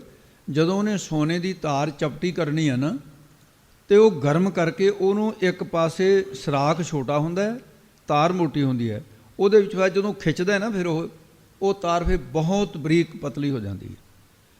ਅਤੇ ਜਾਂ ਚਪਟੀ ਕਰਨੀ, ਉਹ ਚਪਟੀ ਹੋ, ਜਿਹਾ ਜਿਹਾ ਜੰਤਰ ਹੋਵੇ। ਇਹ ਤਾਂ ਹੈ ਮਿਸਾਲ। ਇਸੇ ਤਰ੍ਹਾਂ ਜਿਸ ਵੇਲੇ ਸਾਡਾ ਜਨਮ ਹੋਇਆ, ਪੂਰੇ ਸੰਸਾਰ ਦੇ ਬੱਚੇ ਵਿੱਚੇ ਅਸੀਂ ਵਿੱਚੇ ਸਾਡੇ ਪੂਰਵਜ, ਇਹ ਇੱਕ ਵਿਧੀ ਵਿਧਾਨ ਹੈ। ਜਦੋਂ ਬੱਚੇ ਦਾ ਜਨਮ ਹੁੰਦਾ ਹੈ, ਬੱਚੇ ਦਾ ਆਕਾਰ ਵੱਡਾ ਹੁੰਦਾ ਹੈ, ਜਨਮ ਸਥਾਨ ਦਾ ਸੁਰਾਖ ਛੋਟਾ ਹੁੰਦਾ ਹੈ। ਉਹ ਜਨਮ ਦੇਣ ਵਾਲੀਆਂ ਦਾਈਆਂ ਜਿਹੜੀਆਂ ਯਤਨ ਕਰਦੀ ਹੈ, ਫਿਰ ਉਸ ਵੇਲੇ ਜਨਨੀ ਨੂੰ ਜਿਹੜਾ ਦੁੱਖ ਹੈ, ਉਹ ਤਾਂ ਰੋ ਕੇ ਕੁਰਲਾ ਕੇ ਉੱਚੀ ਆਵਾਜ਼ ਕਹਿ ਸਕਦੀ ਹੈ, ਪਰ ਜਿਹੜਾ ਜਨਮ ਲੈਣ ਵਾਲੇ ਨੂੰ ਦੁੱਖ ਹੈ, ਉਹ ਤਾਂ ਕਹਿ ਵੀ ਨਹੀਂ ਨਾ ਸਕਦਾ ਕਿਸੇ ਨੂੰ। ਉਹ ਜਿੰਦੀ ਦੀ ਤਾਰ ਵਾਂਗੂ ਵਿੱਚੋਂ ਪਤਲਾ ਹੋ ਕੇ ਜਦੋਂ ਨਿਕਲਦਾ ਹੈ, ਕਈ ਬੱਚੇ ਬੇਹੋਸ਼ ਹੋ ਜਾਂਦੇ ਨੇ, ਕਈ ਜੰਮਦੇ ਹੀ ਮਰ ਜਾਂਦੇ ਨੇ, ਕਈ ਤੁਤਲੇ ਹੋ ਜਾਂਦੇ ਨੇ। ਉਹ ਦੁੱਖ ਦੇ ਸਹਿਣ ਨਹੀਂ ਹੁੰਦਾ ਹੈ। ਇਸ ਕਰਕੇ ਜੰਮਣ ਦਾ ਬਹੁਤ ਵੱਡਾ ਦੁੱਖ ਹੈ। ਫਿਰ ਰਹੇਗੀ ਗੱਲ ਮਰਨ ਦੇ ਦੁੱਖ ਦੀ। ਭਾਈ ਮਹਾਰਾਜ ਕਿਰਪਾ ਕਰੇ, ਮਰਨ ਦਾ ਦੁੱਖ ਤਾਂ ਉਹ ਤਾਂ ਆਪਾਂ ਨੂੰ ਪਤਾ ਨਹੀਂ, ਅਗਿਆਨ ਦੇ ਵਸ ਹੈ। ਵੀ ਜਦੋਂ ਜੰਮੇ ਸੀ ਕਿੰਨਾ ਕੁ ਦੁੱਖ ਮਿਲਿਆ ਸੀ, ਉਸ ਵੇਲੇ ਪਤਾ ਸੀ, ਆਪਾਂ ਨੂੰ ਹੁਣ ਨਹੀਂ ਪਤਾ ਹੈ। ਪਰ ਇੱਕ ਦੁੱਖ ਮਰਨ ਦਾ ਆਪਣੇ ਸਿਰ 'ਤੇ ਖੜ੍ਹਾ, ਤੁਹਾਡੇ ਮੇਰੇ ਸਭਨਾਂ 'ਤੇ। ਉਹ ਕੀ ਹੈ? ਉਹਦਾ ਪ੍ਰਮਾਣ ਦਿੱਤਾ ਹੈ ਆਤਮ ਪ੍ਰਾਣ ਦੇ ਵਿੱਚ ਲਿਖਿਆ ਹੈ। ਉੱਥੇ ਬਿੱਛੂ ਦਾ ਪ੍ਰਮਾਣ ਦਿੱਤਾ ਆਤਮ ਪ੍ਰਮਾਣ 'ਚ। ਆਤਮ ਪ੍ਰਾਣ ਦੇ 'ਚ ਲਿਖਦੇ ਹੈ, ਕਹਿੰਦੇ ਜਿਸ ਤਰ੍ਹਾਂ ਬਿੱਛੂ ਡੰਗ ਮਾਰੇ, ਇੱਕ ਬਿੱਛੂ ਇਹੋ ਜਿਹਾ, ਬਿੱਛੂਆਂ ਦੀ ਕਿਸਮ ਹੈ ਇਹਨਾਂ ਦੀ ਵੀ, ਪੱਥਰ ਦੇ ਉੱਤੇ ਡੰਗ ਮਾਰੇ, ਪੱਥਰ ਦੀ ਖਿੱਲ ਬਣਾ ਦਿੰਦਾ ਹੈ। ਉਹ ਜਿਹੜੀ ਪੱਥਰ ਦੀ ਖਿੱਲ ਹੈ, ਉਹਨੂੰ ਕੀ ਕਹਿੰਦੇ? ਸੰਖੀਆ। ਇਹ ਪੁਰਾਤਨ ਸਮੇਂ ਅਨੁਸਾਰ ਐਕਣ ਮੰਨਿਆ ਜਾਂਦਾ ਹੈ। ਚਲੋ ਹੁਣ ਕੁਝ ਹੋਰ ਵੀ ਢੰਗ ਤਰੀਕੇ ਹੋਣਗੇ, ਖਾਣਾ 'ਚੋਂ ਵੀ ਨਿਕਲਦਾ ਹੋਊਗਾ, ਪਰ ਜੋ ਲਿਖਤ ਪੜ੍ਹਦੇ ਵਿੱਚ ਹੈ ਵੈਦਿਕ ਦੇ ਗ੍ਰੰਥਾਂ 'ਚ ਦਾ ਹੋਰ, ਇਹ ਪਰੰਪਰਾ ਅਨੁਸਾਰ ਇਸ ਤਰ੍ਹਾਂ ਹੈ। ਆਪਾਂ ਤਾਂ ਪ੍ਰਮਾਣ ਲੈਣਾ ਹੈ। ਕਹਿੰਦੇ ਇਸ ਤਰ੍ਹਾਂ ਦਾ ਬਿੱਛੂ ਜਿਹਦੇ ਡੰਗ ਮਾਰਿਆਂ ਪੱਥਰ ਦੀ ਵੀ ਖਿੱਲ ਬਣ ਕੇ ਸੰਖੀਆ ਬਣ ਜਾਏ, ਕਿੰਨੀ ਜ਼ਹਿਰ ਹੋਊਗੀ ਉਹਦੇ 'ਚ। ਇਹ ਦੇਖਿਆ ਗਿਆ, ਰਿਸ਼ੀਕੇਸ਼ ਇੱਕ ਦੇ ਲੜਿਆ ਅਤੇ ਉਹਦੀ ਦੁਹਾਈ ਪੈਂਦੀ ਦੇਖੀ ਗਈ। ਇੱਕ ਬਿੱਛੂ ਲੜਿਆ ਅਤੇ ਉਹਦਾ ਹਾਲਾਂਕਿ ਯਤਨ ਹੋ ਗਿਆ ਸੀ। 1971 ਦੀ ਗੱਲ ਹੈ। 70,000 ਬਿੱਛੂ ਇਕੱਠਾ ਲੜ ਜਾਏ, 70,000। ਸੱਪ ਲੜ ਜਾਏ, ਬੰਦਾ ਮਰਤਾ ਜਾਂਦਾ, ਪਰ ਜਲਣ ਨਹੀਂ ਹੁੰਦੀ, ਜ਼ਹਿਰ ਚੜ੍ਹਦੀ ਹੈ, ਗੁੰਮ ਹੋ ਜਾਂਦਾ ਹੈ। ਪਰ ਬਿੱਛੂ ਲੜਿਆਂ ਤੇ ਤੜਫਦਾ ਹੈ, ਜਿਵੇਂ ਜਿਉਂਦੇ ਬੰਦੇ ਦੇ ਨਾ ਕੋਲੇ ਰੱਖ ਦਈਏ ਜਿਸਮ ਦੇ ਉੱਤੇ, ਸੈਂਕੜੇ ਕੋਲੇ ਰੱਖ ਦਈਏ ਜਿਉਂਦੇ ਬੰਦੇ ਦੇ ਉੱਤੇ, ਬਸ ਸਮਝ ਲਓ ਇਹਦੇ ਨਾਲ ਵੀ ਮਾੜੀ ਹਾਲਤ ਇਹਦੀ ਜਲਣ ਹੈ। ਕਹਿੰਦੇ 70,000 ਬਿੱਛੂ ਡੰਗ ਮਾਰੇ, ਜਿੰਨਾ ਉਹਦੀ ਜਲਣ ਹੁੰਦੀ ਹੈ, ਜਿੰਨੀ ਉਹਦੀ ਦੁੱਖ ਹੁੰਦਾ ਹੈ, ਅਤੇ ਇੰਨਾ ਮਰਨ ਵੇਲੇ ਜੀਵ ਆਤਮਾ ਜਦੋਂ ਜਿਸਮ ਤੋਂ ਜਿੰਦ ਨਿਮਾਣੀ ਕੱਢੀ ਹੈ, ਹੱਡਾਂ ਕੋ ਕੜਕਾਏ, ਇੰਨਾ ਦੁੱਖ ਹੁੰਦਾ ਹੈ। ਦੂਸਰਾ ਪ੍ਰਮਾਣ ਦਿੱਤਾ ਹੈ, ਕਹਿੰਦੇ ਬਰੀਕ ਕੰਡਿਆਂ ਵਾਲੀ ਝਾੜੀ ਮੂੰਹ ਦੇ ਥੀ ਪਾ ਕੇ, ਮੂਲ ਦੁਆਰੇ ਥੀ ਖਿੱਚ ਕੇ ਕਿਸੇ ਰੱਸਾ ਪਾ ਕੇ ਯਤਨ ਨਾਲ ਕੱਢੀਏ ਨਾ, ਸਾਰੀਆਂ ਅੰਦਰਾਂ ਲੂਹੀਆਂ ਜਾਂਦੀਆਂ ਨੇ। ਕਹਿੰਦੇ ਉਸ ਵੇਲੇ ਫਿਰ ਇੰਨੀ ਤਕਲੀਫ ਹੁੰਦੀ ਹੈ। ਤੋ ਇਸ ਕਰਕੇ ਜੰਮਣ ਮਰਨ ਦਾ ਜਿਹੜਾ ਇਹ ਵੱਡਾ ਦੁੱਖ ਹੈ, ਪਰ ਉਹਨਾਂ ਮਹਾਤਮਾ ਨੇ ਖੰਡਾ ਹੈ ਨਾਸ਼ ਕਰ ਦਿੱਤਾ ਹੈ। ਨਾਸ਼ ਕਾਹਦੇ ਨਾਲ ਹੋਊਗਾ? ਪ੍ਰਭ ਕੈ ਸਿਮਰਨ ਕਾਲ ਪਰ ਹਰੈ, ਉਹ ਕਾਲ ਨੂੰ ਨਾਸ਼ ਕਰਦੇ ਨੇ। ਤੋ ਇਸ ਕਰਕੇ ਨਾਮ ਜਿਹੜਾ ਹੈ ਇਹਦੀਆਂ ਬਰਕਤਾਂ ਦੇ ਨਾਲ ਬਚਾਅ ਹੋ ਸਕਦਾ, ਉਹ ਨਹੀਂ ਹੋ ਸਕਦਾ ਹੈ ਜੇ ਉਹਨਾਂ ਨੇ ਖੰਡਨ ਦਿੱਤਾ ਹੈ ਦੁੱਖ ਜੰਮਣ ਮਰਨ ਦਾ, ਤੇ ਇਹ ਨਾਸ਼ ਕਰ ਦਿੱਤਾ ਹੈ, ਭੈ ਨਾਸ਼ ਕਰ ਦਿੱਤਾ ਹੈ ਸੰਤ ਜਨਾਂ ਨੇ। ਅਬਨਾਸੀ ਪੁਰਖ ਪਾਇਆ ਪਰਮੇਸ਼ਰ। ਹੇ ਭਾਈ, ਉਹਨਾਂ ਨੇ ਅਬਨਾਸੀ ਨਾਸ਼ ਤੋਂ ਰਹਿਤ, ਪੁਰਖ ਨਾਮ ਹੈ ਵਿਆਪਕ ਦਾ, ਉਹ ਕੌਣ ਹੈ? ਪਰਮੇਸ਼ਰ। ਪਰਮੇਸ਼ਵਰ ਪਾਇਆ, ਪ੍ਰਾਪਤ ਕਰ ਲਿਆ ਹੈ। ਇਸ ਕਰਕੇ ਤੇ ਉਹਨਾਂ ਦੀ 9 ਖੰਡਾਂ ਤੇ ਬ੍ਰਹਮੰਡਾਂ ਵਿੱਚ, ਤੇ ਅੱਗੇ ਦੱਸਦੇ ਹਨ ਜੇ ਬਹੁ ਸੋਭ ਖੰਡ ਬ੍ਰਹਮੰਡਾ ਹੈ। 9 ਖੰਡ ਤੇ ਬ੍ਰਹਮੰਡਾਂ ਦੇ ਅੰਦਰ ਬਹੁਤ ਸੋਭਾ ਹੁੰਦੀ ਹੈ। ਤਿਨ ਕੀ ਸੋਭਾ ਸਭਨੀ ਥਾਈ, ਜਿਨ ਪ੍ਰਭ ਕੇ ਚਰਨ ਪ੍ਰਾਤੇ। ਉਹਨਾਂ ਦੀ ਸੋਭਾ ਜਿਹੜੀ ਹੈ, ਸੰਤ ਜਨਾਂ ਕੀ ਬਹੁਤ ਬਹੁਤ ਸੋਭਾ, ਜਿਨ ਉਰ ਧਾਰਿਓ ਹਰ ਰਸਕ ਰਸਾਕ, ਉਹਨਾਂ ਦੀ ਸੋਭਾ ਹੈ। ਸੱਚੇ ਮਾਰਗ ਚਲਦਿਆਂ ਉਸਤਤ ਕਰੇ ਜਹਾਨ, ਹਰ ਮਨ ਤਨ ਵਸਿਆ ਸੋਈ, ਜੈ ਜੈਕਾਰ ਕਰੇ ਸੋ ਕੋਈ, ਸਾਰੇ ਜੈ ਜੈਕਾਰ ਕਰਦੇ ਨੇ। ਐਸੇ ਪਰਮੇਸ਼ਰ ਦੇ ਪਿਆਰਿਆਂ ਦੀ ਸੋਭਾ ਹੈ।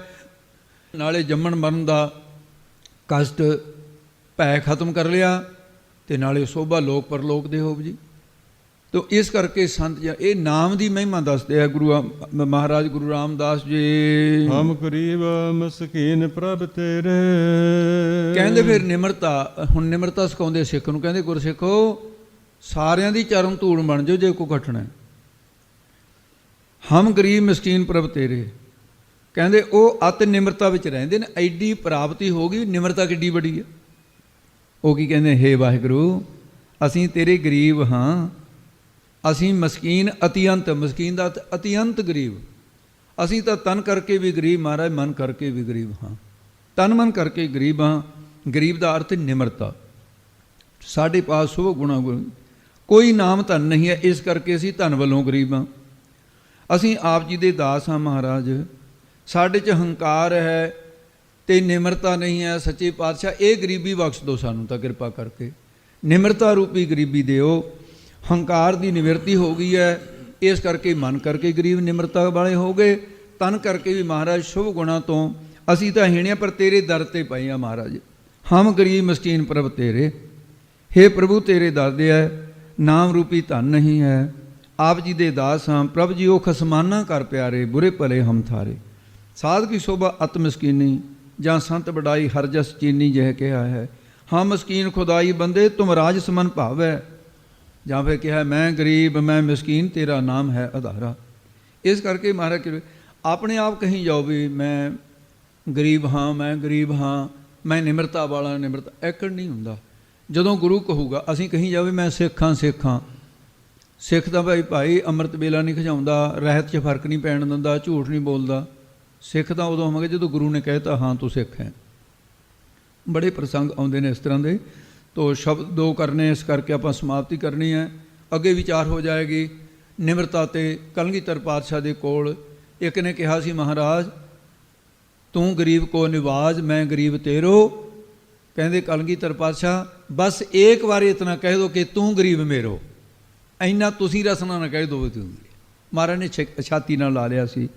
ਇਸ ਪ੍ਰਕਾਰ ਫਿਰ ਅੱਗੇ ਕਹਿੰਦੇ ਹਨ ਜੇ ਹਰ ਰਾਖ ਰਾਖ ਵੱਡ ਵੱਡਾ ਹੈ। ਇਹ ਬੀਪਸਾ ਅਲੰਕਾਰ ਹੈ ਜੀ। ਬੀਪਸਾ ਅਲੰਕਾਰ ਦੇ ਵਿੱਚ ਉਹਦੇ ਕਹਿੰਦੇ ਵੀ ਕ੍ਰੋਧ ਜਾਂ ਆਨੰਦ ਜਾਂ ਸ਼ੋਕ ਦੇ ਸੰਯੋਗਤ ਜਿਹੜਾ ਪਦ ਉਚਾਰਨ ਕੀਤਾ ਜਾਵੇ, ਇੱਕ ਪਦ ਨੂੰ ਤੇ ਅਰਥ ਦੀ ਇੱਕੋ ਹੀ ਅਰਥ ਦੀ ਪੁਸ਼ਟੀ ਲਈ ਬਾਰ-ਬਾਰ ਕਿਹਾ ਜਾਵੇ, ਉਹਨੂੰ ਕਹਿੰਦੇ ਬੀਪਸਾ ਅਲੰਕਾਰ। ਹੁਣ ਹਰ ਰਾਖ ਰਾਖ, ਜੇ ਕਹਿੰਦੇ ਹਾਂ ਹਾਂ ਮੈਂ ਸੁਣ ਲਈ ਗੱਲ, 2 ਵਾਰੀ ਹਾਂ ਹੋ ਗਿਆ ਨਾ, ਇਹ ਬੀਪਸਾ ਅਲੰਕਾਰ ਹੈ। ਰਾਖ ਰਾਖ ਇਹ ਬੀਪਸਾ ਅਲੰਕਾਰ ਹੋ ਗਿਆ। ਤੇ ਇਹਦੇ 'ਚ ਕਹਿੰਦੇ ਰਾਖ ਰੱਖਿਆ ਕਰੋ ਜੀ, ਰੱਖਿਆ ਕਰੋ। ਵੱਡ ਵੱਡਾ ਹੈ, ਵੱਡ ਤੇ ਵੱਡਾ ਫੇਰ, ਕਿਉਂਕਿ ਇਹ ਬੀਪਸਾ ਅਲੰਕਾਰ ਹੈ। ਆਪ ਜੀ ਵੱਡਿਆਂ ਤੋਂ ਵੱਡੇ ਹੋ, ਜਿਵੇਂ ਹੋਰ ਸੰਤਾਂ ਭਗਤਾਂ ਨੂੰ ਰਾਖ ਰੱਖਦੇ ਆਏ ਹੋ, ਤਿਵੇਂ ਮੇਰੀ ਵੀ ਰਾਖ ਰੱਖਿਆ ਕਰੋ ਮਹਾਰਾਜ। ਇੱਕ ਰਾਖ ਉਹਦੇ ਲੈ ਕੇ, ਇੱਕ ਰਾਖ ਮਿੱਟੀ ਦੀ ਧਰਤੀ, ਜਿਵੇਂ ਮਿੱਟੀ ਹੈ, ਧਰਤੀ ਆਦਿਕ ਪੰਜਾਂ ਤੱਤਾਂ ਦੀ ਦੇਹ ਹੈ ਜਿਹੜੀ, ਇਹ ਦੇਹ ਅਧਿਆਸ ਵੱਲੋਂ ਮਹਾਰਾਜ ਇੱਕ ਰਾਖ, ਰਾਖ ਤੇ ਧਰਤੀ ਤੇ ਲੱਗ ਗਿਆ 5 ਤੱਤਾਂ ਤੋਂ, ਇੱਕ ਰਾਖ ਹੋ ਗਿਆ ਮਹਾਰਾਜ। ਆਪ ਰੱਖਿਆ ਕਰ ਲਓ। ਕਾਹਤੇ ਰੱਖਿਆ ਕਰੋ ਮਹਾਰਾਜ? ਇਹ ਦੇਹ ਅਧਿਆਸ ਵੱਲੋਂ ਮਹਾਰਾਜ ਰੱਖ ਲਓ ਸਾਨੂੰ, ਲਾਹਣਤਾਂ ਦੀ ਖੇਪ ਆਉਣ ਵੱਲੋਂ, ਵਿਕਾਰਾਂ ਵੱਲੋਂ ਬਚਾ ਲਓ ਮਹਾਰਾਜ। ਆਪ ਵੱਡਿਆਂ ਤੋਂ ਵੱਡੇ ਹੋ, ਰੱਖਿਆ ਕਰੋ ਗੁਸਾਈ ਮੇਰੇ, ਮੈਂ ਨਾਮ ਤੇਰਾ ਆਧਾਰ। ਰਾਖੋ ਰਾਖਨਹਾਰ ਦਇਆਲਾ, ਨਾਨਕ ਕਰਕੇ ਗੋਲੇ। ਹਰ ਤੋਂ ਵੱਡ ਵੱਡੇ, ਵੱਡੇ ਵੱਡ ਉੱਚੇ, ਸਭ ਉਪਰ ਵੱਡੇ ਵਡਾਉਣਾ। ਤੁਸੀਂ ਵੱਡਿਆਂ ਤੋਂ ਵੱਡੇ ਹੋ ਜੇ। ਜਨ ਨਾਨਕ ਨਾਮ ਆਧਾਰ ਟੇਕ ਹੈ। ਸਤਿਗੁਰੂ ਜੀ ਫਰਮਾਨ ਕਰਦੇ ਨੇ, ਹੇ ਪ੍ਰਭੂ, ਸਾਨੂੰ ਤੇਰੇ ਜਨ ਕੀ ਦਾਸਾਂ ਨੂੰ ਜਨ ਨਾਮ ਦੱਸਦਾ, ਆਪ ਦੇ ਨਾਮ ਦਾ ਟੇਕ ਆਸਰਾ ਹੈ ਮਹਾਰਾਜ। ਇਹ ਸੰਸਾਰ ਦੇ ਵਿੱਚ ਆਧਾਰ ਆਸਰਾ ਹੈ, ਤੇ ਪ੍ਰਲੋਕ ਦੇ ਵਿੱਚ ਵੀ ਤੁਹਾਡੇ ਨਾਮ ਦੀ ਉਹ ਟੇਕ ਹੈ ਮਹਾਰਾਜ। ਮੈਂ ਅੰਧਲੇ ਕੀ ਟੇਕ ਤੇਰਾ ਨਾਮ ਖੁੰਦਕਾਰਾ, ਮੈਂ ਮਨ ਤੇਰੀ ਟੇਕ ਪਿਆਰੇ, ਮੈਂ ਮਨ ਤੇਰੀ ਟੇਕ, ਅਬਰ ਸਿਆਣਪਾਂ ਬਿਰਥੀਆਂ ਪਿਆਰੇ, ਰਾਖਣ ਕੋ ਤੁਮ ਏਕ। ਤੁਸੀਂ ਰੱਖਿਆ ਕਰਨ ਵਾਲੇ ਇੱਕ ਹੋ ਮਹਾਰਾਜ। ਹੇ ਪਰਮੇਸ਼ਰ ਵਾਹਿਗੁਰੂ ਜੀ, ਔਰ ਨਾਮੇ ਹੀ ਸੁਖ ਮੰਡਾ ਹੈ। ਅਸੀਂ ਤਾਂ ਤੇਰੇ ਨਾਮੇ ਕਹੀਏ, ਨਾਮ ਦੇ ਆਸਰੇ ਹੀ ਸੁਖ ਮੰਡਾ ਹੈ। ਸਜਾਉਣਾ ਕਿ ਮੰਡਾ ਨਾ, ਭੂਸ਼ਿਤ ਕਰਨਾ, ਸਜਾਉਣਾ, ਮੰਨਣਾ। ਸਾਨੂੰ ਤਾਂ ਮਨ ਕਰਕੇ ਤੇਰੇ ਨਾਮ ਦਾ ਹੀ ਆਧਾਰ ਆਸਰਾ ਹੈ।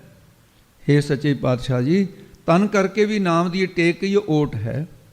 ਗਰਭ ਵਿੱਚ ਹੀ ਨਾਮ ਦਾ ਹੀ ਆਧਾਰ ਆਸਰਾ ਸੀ, ਇੱਥੇ ਹੁਣ ਤੇ ਤੁਹਾਡੇ ਨਾਮ ਦੀ ਓਟ ਹੈ। ਹੁਣ ਜਨਮ ਧਾਰ ਕੇ ਅੱਗੇ ਮਹਾਰਾਜ ਪ੍ਰਲੋਕ ਦੇ ਵਿੱਚ ਵੀ ਨਾਮ ਕਰਕੇ ਹੀ ਸੁਖ ਪਾਵਾਂਗੇ। ਉਸ ਤਰ੍ਹਾਂ ਸੁਖ ਥੋੜ੍ਹੀ ਮਿਲਦਾ ਹੈ। ਨਾਮ ਆਧਾਰ ਦੀਜੈ ਨਾਨਕੋ, ਆਨੰਦ ਸੁਖ ਘਨੇਰਾ। ਹਰ ਕੋ ਨਾਮ ਸਦਾ ਸੁਖਦਾਈ, ਮਾਈ ਮੇਰੇ ਮਨ ਕੋ ਸੁਖ, ਕੋਟ ਆਨੰਦ ਰਾਜ ਸੁਖ ਭੁਗਵੈ। ਹਰ ਸਿਮਰਤ ਬਿਨਸੈ ਸਭ ਦੁੱਖ। ਇਉਂ ਇੱਥੇ ਮਹਾਰਾਜ ਸਾਹਿਬ ਨੇ ਉਸ ਦੇ ਪ੍ਰਥਾਏ ਸਾਖੀ ਮਹਾਂਪੁਰਖ ਬੋਲਦੇ, ਸਾਂਝੀ ਸਗਲ ਜਾਣੈ। ਹੁਣ ਅੱਗੇ ਸਤਿਗੁਰੂ ਸ੍ਰੀ ਗੁਰੂ ਅਰਜਨ ਦੇਵ ਜੀ ਮਹਾਰਾਜ ਦਾ ਸ਼ਬਦ ਆ ਰਿਹਾ, ਸੁਣੋ ਜੀ। ਰਾਗ ਗੌੜੀ ਪੂਰਬੀ ਮਹੱਲਾ ਪੰਜਵਾ।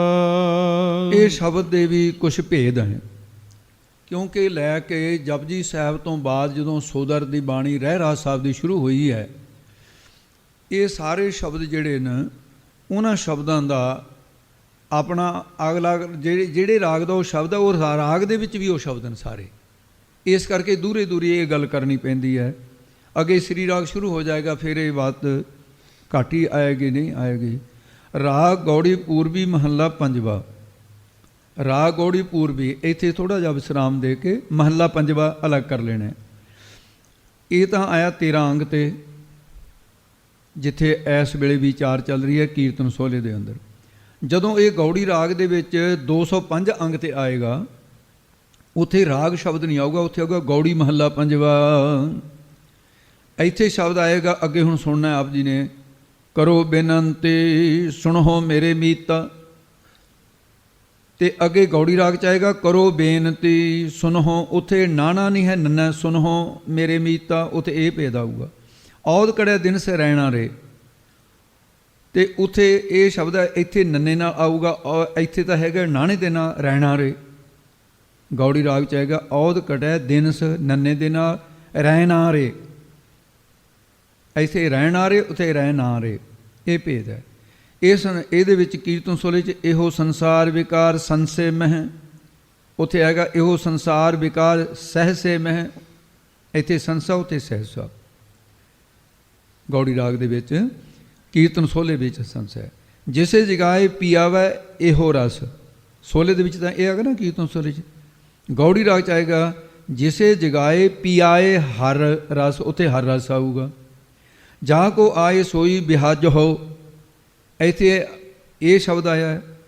ਤੇ ਗੌੜੀ ਰਾਗ 'ਚ ਆਏਗਾ ਜਾ ਕੋ ਆਏ ਸੋਈ ਬਿਹਾਜ ਹੋ, ਉੱਥੇ ਵਾਵੇ ਨਾਲ ਆਊਗਾ, ਇੱਥੇ ਬੱਬੇ ਨਾਲ ਆ। ਇੱਥੇ ਬਿਹਾਜੋ, ਉੱਥੇ ਵਿਹਾਜੋ। ਫਰਕ ਭਾਵੇਂ ਥੋੜ੍ਹਾ ਜਿਹਾ ਹੀ ਹੈ, ਪਰ ਵਾਹਵਾ ਬੋਲਣ ਵਾਸਤੇ ਹੇਠਲੇ ਬੁੱਲ ਕੰਮ ਕਰਦੇ ਆ, ਬੱਬੇ ਵਾਸਤੇ ਦੋਨੇ ਬੁੱਲ ਪੂਰਾ ਕੰਮ ਕਰਦੇ ਆ। ਨਾਨਕ ਦਾਸ ਇਹ ਹੈ ਸੁਖ ਮੰਗੈ, ਨਾਨਕ ਸ਼ਬਦ 'ਤੇ ਇੱਥੇ ਔਂਕੜ ਨਹੀਂ ਹੈ। ਤੇ ਇਸੇ ਤਰ੍ਹਾਂ ਉੱਥੇ ਨਾਨਕ ਪਦ ਦੇ ਹੇਠਾਂ ਔਂਕੜ ਲੱਗਿਆ, ਨਾਨਕ ਦਾਸ, ਇੱਥੇ ਇਹ ਸੁਖ ਮੰਗੇ, ਉੱਥੇ ਇਹੀ ਸੁਖ ਮੰਗੇ। ਤੋ ਇਸ ਪ੍ਰਕਾਰ ਇਹ ਸਤਿਗੁਰੂ ਮਹਾਰਾਜ ਸਾਹਿਬ ਨੇ ਸ਼ਬਦ ਜਦੋਂ 205 ਅੰਗ 'ਤੇ ਆਊਗਾ ਨਾ, ਉਦੋਂ ਰਹਾਉ ਦੀਆਂ ਦੋਨੇ ਤੁਕਾਂ ਪਹਿਲਾਂ ਆ ਜਾਣਗੀਆਂ ਉੱਥੇ। ਇੱਕ ਇਹ ਵੀ ਭੇਦ ਆ ਫਿਰ ਇਹਦਾ, ਇੱਥੇ ਤਾਂ ਕਰੋ ਬੇਨੰਤੀ ਤੇ ਸ਼ੁਰੂ ਹੋਊਗਾ, ਤੇ ਉੱਥੇ ਫਿਰ ਸਾਧ ਸਿੰਘ ਜੀ ਸ਼ਬਦ ਰਹਾਉ ਵਾਲੀ ਤੁਕ ਤੋਂ ਜਿਹੜਾ ਚੱਲ ਕੇ ਅੱਗੇ ਸ਼ਬਦ ਆਏਗਾ, ਉਹ ਸ਼ਬਦ ਦੇ ਵਿੱਚ ਮਹਾਰਾਜ ਕਹਿਣਗੇ ਔਦ ਕੜੈ ਦਿਨ ਸਿਰੈਣਾ ਰੇ ਮਨ ਗੁਰ ਮਿਲ ਕਾਜ ਸਵਾਰੇ। ਇਹ ਇੱਥੋਂ ਸ਼ੁਰੂ ਹੋਊਗਾ ਗੌੜੀ ਰਾਗ ਦੇ ਵਿੱਚ। ਇਹ ਇਹਨਾਂ ਦੇ ਭੇਦ ਹਨ। ਤੋ ਜਿਸ ਪ੍ਰਕਾਰ ਮਹਾਰਾਜ ਸਾਹਿਬ ਜੀ ਕਿਰਪਾ ਕਰਦੇ ਨੇ, ਸੁਣਨਾ ਕਰੋ ਜੀ। ਕਰੋ ਬੇਨੰਤੀ ਸੁਣੋ ਮੇਰੇ ਮੀਤਾ। ਇਉਂ ਮਹਾਰਾਜ ਸਾਹਿਬ ਜੀ ਨੇ, ਗੁਰੂ ਅਰਜਨ ਦੇਵ ਜੀ ਨੇ ਇਹ ਗੌੜੀ ਰਾਗ ਦੇ ਅੰਦਰ, ਰਾਗ ਗੌੜੀ ਪੂਰਬੀ ਜਾਤੀ ਹੈ, ਪੰਜਵੇਂ ਪਾਤਸ਼ਾਹ ਦਾ ਸ਼ਬਦ ਹੈ। ਗੁਰੂ ਅਰਜਨ ਦੇਵ ਜੀ ਫਰਮਾਉਂਦੇ ਹੈ, ਕਰੋ ਬੇਨੰਤੀ ਸੁਣੋ ਮੇਰੇ ਮੀਤਾ। ਹੇ ਮੇਰੇ ਗੁਰਸਿੱਖ ਮੀਤਾ ਮਿੱਤਰੋ, ਤੇ ਸੁਣੋ ਕਿਵੇਂ ਸੁਣੋ? ਸ਼ਰਧਾ ਤੇ ਵਿਸ਼ਵਾਸ ਰੂਪੀ ਕੰਨਾਂ ਨਾਲ ਸੁਣੋ। ਉਸ ਤਰ੍ਹਾਂ ਸਾਰੀ ਦੁਨੀਆ ਸੁਣਦੀ ਹੈ, ਫਰਕ ਹੈ ਸੁਣਨ ਦਾ। ਇੱਕ ਸ਼ਰਧਾ ਤੇ ਵਿਸ਼ਵਾਸ ਦੇ ਕੰਨ ਪੈਦਾ ਕਰੋ, ਉਹਦੇ ਨਾਲ ਸੁਣੋ। ਕਰੋ ਬੇਨੰਤੀ ਸੁਣੋ ਮੇਰੇ ਮੀਤਾ। ਮੈਂ ਤੁਹਾਡੇ ਅੱਗੇ, ਮਹਾਰਾਜ ਸਾਹਿਬ ਕਹਿੰਦੇ ਦੇਖੋ ਕਿੰਨੀ ਨਿਮਰਤਾ ਹੈ, ਬੇਨਤੀ ਕਰਦਾ ਹਾਂ। ਬੇਨਤੀ ਰੂਪ ਦੇ ਕਿ ਕਿੰਨਾ ਪਿਆਰ ਨਾਲ ਸ਼ਬਦ ਸਾਨੂੰ ਸਿਖਾਉਂਦੇ ਨੇ ਵੀ ਏਕਣ ਬੇਨਤੀ ਕਰੋ, ਸਿੱਧੇ ਤੌਰ ਤੇ ਕਰੋ। ਹੇ ਮੇਰੇ ਮਿੱਤਰੋ, ਐਂ ਬੇਨਤੀ ਕਰਿਆ ਕਰੋ ਮਹਾਰਾਜ ਜਿਵੇਂ ਮੈਂ ਕਰਦਾ। ਕਿਵੇਂ? ਮਹਾਰਾਜ ਸਾਹਿਬ ਵੀ ਕਹਿੰਦੇ ਆਹ ਜਿਹੜਾ ਮਨੁੱਖਾ ਸਰੀਰ ਹੈ, ਇਹ ਹੁਣ ਸਮਾਂ ਹੱਥੋਂ ਨਿਕਲਦਾ ਜਾ ਰਿਹਾ ਹੈ। ਸੰਤ ਟਹਿਲ ਕੀ ਬੇਲਾ। ਇਹ ਮਨੁੱਖਾ ਜਨਮ ਬੇਲਾ ਸਮਾਂ ਪ੍ਰਾਪਤ ਹੋ ਗਿਆ। ਇਹ ਸੰਤਾਂ ਦੀ, ਸਤਿਗੁਰਾਂ ਦੀ ਟਹਿਲ ਸੇਵਾ ਕਰਨ ਦਾ ਇਹ ਇੱਕ ਬੇਲਾ ਸਮਾਂ ਹੈ। ਹੋਰ ਕਿਸੇ ਜੂਨ ਦੇ ਵਿੱਚ ਸੇਵਾ ਨਹੀਂ ਹੋ ਸਕਦੀ। ਆ ਕੁੱਤੇ ਬਿੱਲਿਆਂ ਦੀ ਜੂਨ ਦੇ ਵਿੱਚ ਕੀ ਸੇਵਾ ਕਰ ਲੈਣਗੇ ਭਾਈ? ਪਸ਼ੂ ਨੇ ਕੀ ਕਰ ਲੈਣਗੇ? ਅਵਾਰਾ ਫਿਰਦੇ ਆ ਜਿਹੜੇ, ਚਿੜੀਆਂ ਜਾਨਵਰ ਸਾਰੇ ਨੇ, ਕੋਈ ਕਰ ਨਹੀਂ ਸਕਦਾ ਕੁਛ ਵੀ। ਇਸ ਕਰਕੇ ਹੁਣ ਹੋ ਸਕਦਾ ਹੈ। ਇਹਦੇ ਕਰਨਾ ਕੀ ਹੈ? ਟਹਿਲ ਕਰਨੀ ਹੈ ਸੰਤਾਂ ਮਹਾਂਪੁਰਸ਼ਾਂ ਦੀ, ਗੁਰੂ ਸਾਹਿਬ ਦੀ। ਤੇ ਜਲ ਢੋਵੋ ਇਹ ਸੀਸ ਕਰ, ਪੱਗ ਪਖਲਾਵੋ ਪੱਖਾ ਫੇਰਨਾ ਗਰਮੀ ਰੁੱਦੇਤ, ਦੇਹੋ ਸੋਹਣੀ ਸਾਧ ਕੇ ਬੀਜੋ ਢੋਲਾਵੋ। ਇਸ ਪੱਖ ਦੇ ਵਿੱਚ ਮਹਾਰਾਜ ਸਾਹਿਬ ਜੀ ਕਹਿੰਦੇ ਸਾਧ ਕੀ ਟਹਿਲ ਸੰਤ ਸੰਗ ਹੇਤ, ਟਹਿਲ ਕਰੋ ਤੇਰੀ ਦਾਸ ਕੀ ਪਗ ਝਾਰੋ ਬਾਲ, ਮਸਤਕ ਆਪਣਾ ਭੇਟ ਦਿਓ ਗੁਣ ਸੁਨੋ ਰਸਾਲ। ਨਹੀਂ ਤਾਂ ਵੇ ਸੇਵਾ ਵਿਹੂਣੇ ਜਿਹੜੇ ਸਰੀਰ, ਉਹਨਾਂ ਦੀ ਹਾਲਤ ਕੀ ਹੋ ਜਾਂਦੀ ਹੈ। ਉਹ ਮਹਾਰਾਜ ਸਾਹਿਬ ਜੀ, ਜਿਵੇਂ ਗੁਰੂ ਨਾਨਕ ਸਾਹਿਬ ਜੀ ਦੀ, ਜਗਤ ਗੁਰੂ ਨਾਨਕ ਸਾਹਿਬ, ਇਹ ਜਿਸ ਵੇਲੇ ਮਹਾਰਾਜ ਸਾਹਿਬ ਜੀ ਸੰਸਾਰ ਨੂੰ ਤਾਰਦੇ ਹੋਏ ਜਗਨਨਾਥਪੁਰੀ ਗਏ ਆ, ਜਿੱਥੇ ਪਾਂਡਿਆਂ ਨੂੰ ਸੁਮਤ ਬਖਸ਼ੀ ਨਾ, ਜਿੱਥੇ ਸੁਣਿਆ ਸੀ ਆਪ ਜੀ ਨੇ, ਜਿੱਥੇ ਆਰਤੀ ਉਚਾਰਨ ਕੀਤੀ ਹੈ। ਫਿਰ ਸਮੁੰਦਰ ਦੇ ਕਿਨਾਰੇ ਮਹਾਰਾਜ ਉੱਥੇ ਬੌਲੀ ਸਾਹਿਬ ਪ੍ਰਗਟ ਕਰਕੇ, ਚਰਨ ਛੋਹ ਦੇ ਕੇ, ਧਰਤੀ ਨੂੰ ਪਵਿੱਤਰ ਕਰਕੇ, ਪਾਂਡਿਆਂ ਨੂੰ ਸਿੱਖਿਆ ਦੇ ਕੇ, ਫਿਰ ਮਹਾਰਾਜ ਸਮੁੰਦਰ ਦੇ ਕਿਨਾਰੇ ਜੰਗਲ 'ਚ ਜਾ ਰਹੇ। ਉਹ ਜੰਗਲ 'ਚ ਜਾਂਦਿਆਂ ਤੇ ਕੁਦਰਤ ਪਰਮੇਸ਼ਰ ਵਾਹਿਗੁਰੂ ਗੁਰੂ ਨਾਨਕ ਸਾਹਿਬ ਦਾ ਆਪਣਾ ਹੀ ਭਾਣਾ ਇਹ। ਜਾਂਦੇ ਦੂਰ ਜੰਗਲ ਨਿਕਲ ਗਏ, ਰੁਕ ਗਏ। ਕਹਿੰਦੇ ਮਰਦਾਨਿਆਂ, ਹਾਂ ਮਹਾਰਾਜ। ਕਹਿੰਦੇ ਬਈ ਮੇਰਾ ਤਾਂ ਕੀਰਤਨ ਕਰਨ ਨੂੰ ਜੀ ਕਰਦਾ।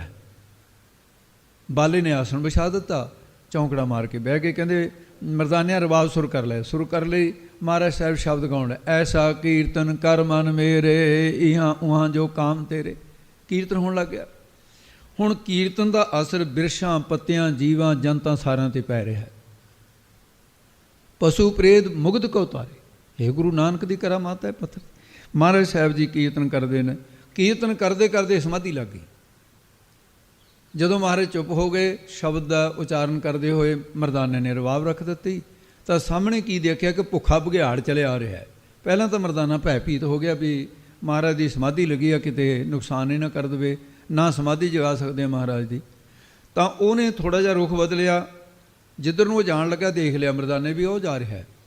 ਉੱਥੇ ਇੱਕ ਲਾਵਾਰਸ ਜਿਹਦਾ ਕੋਈ ਸੰਬੰਧੀ ਨਹੀਂ ਮਿਲਿਆ, ਸੰਸਕਾਰ ਕਰਨ ਵਾਲਾ, ਜਲ ਪ੍ਰਵਾਹ ਕਰਨ ਵਾਲਾ। ਤੂੰ ਕਾਇਆ ਮੈਂ ਰੁਲਦੀ ਦੇਖੀ। ਬਹੁਤ ਲਾਸ਼ਾਂ ਐਸੀਆਂ ਜਿਹੜੀਆਂ ਰੁਲ ਜਾਂਦੀਆਂ, ਨਹੀਂ ਕੋਈ ਮਿਲਿਆ ਸੰਸਕਾਰ ਵਾਲਾ। ਬਘਿਆੜ ਦਾ ਖਾਜਾ ਸੀ, ਭੁੱਖਾ ਬਘਿਆੜ, ਲੱਕ ਉਹਦਾ ਮਰਿਆ ਪਿਆ। ਤੇ ਜਾ ਕੇ ਉਹਨੇ ਉਹਦਾ ਮੱਥਾ ਸੁੰਘਿਆ, ਸਿਰ ਵਾਲੇ ਪਾਸੇ ਤੋਂ ਗਿਆ ਸੀ, ਐਂ ਸਿਰ ਜਾ ਮਾਰ ਕੇ ਪਿੱਛੇ ਹਟ ਗਿਆ, ਪਿੱਛੇ ਬੈਠ ਗਿਆ। ਫਿਰ ਭੁੱਖ ਨੇ ਤੰਗ ਕਰਿਆ, ਫਿਰ ਆ ਕੇ ਮੂੰਹ ਸੁੰਘਿਆ, ਹੱਥ ਸੁੰਘੇ, ਪੈਰ ਸੁੰਘੇ, ਉਹਦਾ ਹਿਰਦਾ ਸੁੰਘਿਆ, ਛਾਤੀ ਛੁੱਤੀ ਸਾਰਾ ਸੁੰਘ ਕੇ ਨਿੰਮੋ ਚੂਣਾ ਹੋ ਕੇ ਬੈਠ ਗਿਆ ਵੀ ਸ਼ਿਕਾਰ ਮਿਲਿਆ ਵੀ ਕੁਛ ਨਾ ਬਣਿਆ। ਤੇ ਉਹ ਬੈਠਾ ਦੇਖਦਾ ਮਰਦਾਨਾ ਵੀ ਇਹ ਬਣਿਆ ਕੀ। ਇਹਨੇ ਨੂੰ ਜਦੋਂ ਮਹਾਰਾਜ ਨੇ ਸਮਾਧੀ ਖੁੱਲੀ, ਕਹਿੰਦਾ ਗਰੀਬ ਨਵਾਜ਼ ਚੰਗਾ ਹੋਇਆ ਸਮਾਧੀ ਖੁੱਲ੍ਹ ਗਈ। ਸੱਚੇ ਪਾਤਸ਼ਾਹ ਇੱਥੇ ਦਾ ਭਾਣਾ ਹੋਰ ਵਰਤ ਚੱਲਿਆ ਸੀ। ਕਹਿੰਦੇ ਕੀ ਹੋਇਆ? ਕਹਿੰਦੇ ਆਓ ਦੇਖੋ ਜੀ, ਭੁੱਖਾ ਬਘਿਆੜ ਬੈਠਾ ਹੈ। ਮਹਾਰਾਜ ਕਹਿੰਦੇ ਤੈਨੂੰ ਕੀ? ਕਹਿੰਦਾ ਨਿਰੰਕਾਰ ਦਾ ਰੂਪ ਹੀ ਆ ਸਾਰਾ। ਕਹਿੰਦਾ ਮਹਾਰਾਜ ਇਹ ਅਰਚਾਜ ਖੇਡ ਵਰਤੀ ਹੈ, ਇਹ ਭੁੱਖਾ ਹੈ ਬਹੁਤ, ਸਾਹਮਣੇ ਮਾਸ ਹੈ ਮਰੇ ਹੋਏ ਦਾ, ਇਹਦਾ ਖਾਜਾ ਸੀ। ਕਹਿੰਦੇ ਕੀ ਕਰਦਾ ਰਿਹਾ? ਖਾਧਾ ਨਹੀਂ। ਕਹਿੰਦੇ ਨਾ ਮਹਾਰਾਜ ਖਾਧਾ ਨਹੀਂ, ਅੰਗ ਸੁੰਘ ਕੇ ਪਿੱਛੇ ਹਟਦਾ ਰਿਹਾ। ਮਾਰੇ ਕਹਿੰਦੇ ਮਰਦਾਨਿਆ ਰੱਬੀ ਭੇਜਦਾ, ਤੂੰ ਕਾਹਨੂੰ ਪੁੱਛਦਾ ਹੈ? ਕਹਿੰਦਾ ਨਹੀਂ ਮਹਾਰਾਜ ਦੱਸੋ। ਮਹਾਰਾਜ ਸਾਹਿਬ ਜੀ ਉਹਦੇ ਵਿੱਚ ਨਾਨਕ ਪ੍ਰਕਾਸ਼ ਸਾਰਾ ਪ੍ਰਸੰਗ ਆਉਂਦਾ ਹੈ। ਇੱਕ ਮਿਰਤਕ ਮਾਨਵ ਪਰਾ ਬਿਰਖ ਖਾਨ ਤੇ ਆਏ, ਅਦਕ ਸ਼ੁਦਾ ਤੇ ਕੋ ਲਗੀ, ਚੁੰਮਿਓ ਮਸਤਕ ਜਾਏ। ਉਹਨੇ ਮੱਥਾ ਚੁੰਮਿਆ ਸੀ। ਮਹਾਰਾਜ ਕਹਿੰਦੇ ਮਰਦਾਨਿਆ ਸ਼ਬਦ ਦੀ ਕਰਾਮਾਤ ਵਰਤ ਗਈ। ਮਹਾਰਾਜ ਮੈਂ ਸਮਝਿਆ ਨਹੀਂ। ਕਹਿੰਦੇ ਸ਼ਬਦ ਸੁਣ ਕੇ ਇਹ ਪਸ਼ੂ ਜੂਨ ਵਿੱਚ ਇਹਦੀ ਆਤਮਾ ਨੇ ਅੰਦਰ ਤੋਂ ਇਹਨੂੰ ਗਿਆਨ ਬਖਸ਼ ਦਿੱਤਾ ਕਿ ਇਹ ਖਾਣ ਯੋਗ ਹੈ, ਇਹ ਨਹੀਂ ਖਾਣ ਯੋਗ। ਇੰਨਾ ਕੁ ਗਿਆਨ ਸ਼ਬਦ ਦੁਆਰਾ ਹੋ ਗਿਆ, ਅਪੱਖ ਪੱਖ ਦਾ ਗਿਆਨ ਹੋ ਗਿਆ। ਕਹਿੰਦੇ ਮਹਾਰਾਜ ਮੈਂ ਫੇਰ ਵੀ ਨਹੀਂ ਸਮਝ। ਕਹਿੰਦੇ ਮਰਦਾਨਿਆ ਇਹਨੂੰ ਸੋਝੀ ਆ ਗਈ ਵੀ ਪਹਿਲਾਂ ਹੀ ਕਰਮਾਂ ਦਾ ਮਾਰਿਆ, ਮੈਂ ਬਘਿਆੜ ਜੋਨੀ 'ਚ ਪਿਆ, ਵੀ ਇਹਦੇ ਨਾਲ ਭੁੱਖ ਕੱਟਣੀ ਤਾਂ ਸੌਖੀ ਹੈ, ਮਰ ਜਾਣਾ ਚੰਗਾ ਹੈ। ਜੇ ਇਸ ਪਾਪੀ ਦਾ ਮਾਸ ਖਾ ਲਿਆ ਪਤਾ ਨਹੀਂ ਮੇਰਾ ਕੀ ਬਣੂਗਾ। ਮਹਾਰਾਜ ਕਹਿੰਦੇ ਇਹ ਪਾਪ ਆਤਮਾ ਐਸਾ ਹੈ, ਇਹਦਾ ਮੱਥਾ ਸੁੰਘਿਆ, ਇਹਦਾ ਮੱਥਾ ਕਿਤੇ ਗੁਰੂ ਪੀਰਾਂ ਦੇ ਅੱਗੇ ਸੰਤਾਂ ਦੇ ਅੱਗੇ ਝੁਕਿਆ ਨਹੀਂ ਕਦੇ। ਮੱਥਾ ਅਪਵਿੱਤਰ ਹੈ। ਅੱਖਾਂ ਅਪਵਿੱਤਰ ਦਰਸ਼ਨ ਨਹੀਂ ਕੀਤੇ ਕਿਸੇ ਸੰਤਾਂ ਮਹਾਂਪੁਰਸ਼ਾਂ ਦੇ। ਕੰਨ ਅਪਵਿੱਤਰ ਕਿਤੇ ਰੱਬ ਦਾ ਜਸ ਨਹੀਂ ਸੁਣਿਆ। ਮੂੰਹ ਅਪਵਿੱਤਰ ਹੈ, ਭੁੱਲ ਕੇ ਨਾਮ ਨਹੀਂ ਜਪਿਆ। ਹੱਥ ਅਪਵਿੱਤਰ ਕਦੇ ਦਾਨ ਨਹੀਂ ਕੀਤਾ, ਸੇਵਾ ਨਹੀਂ ਕੀਤੀ। ਪੈਰ ਅਪਵਿੱਤਰ ਕਦੇ ਸਤਸੰਗ 'ਚ ਨਹੀਂ ਗਏ।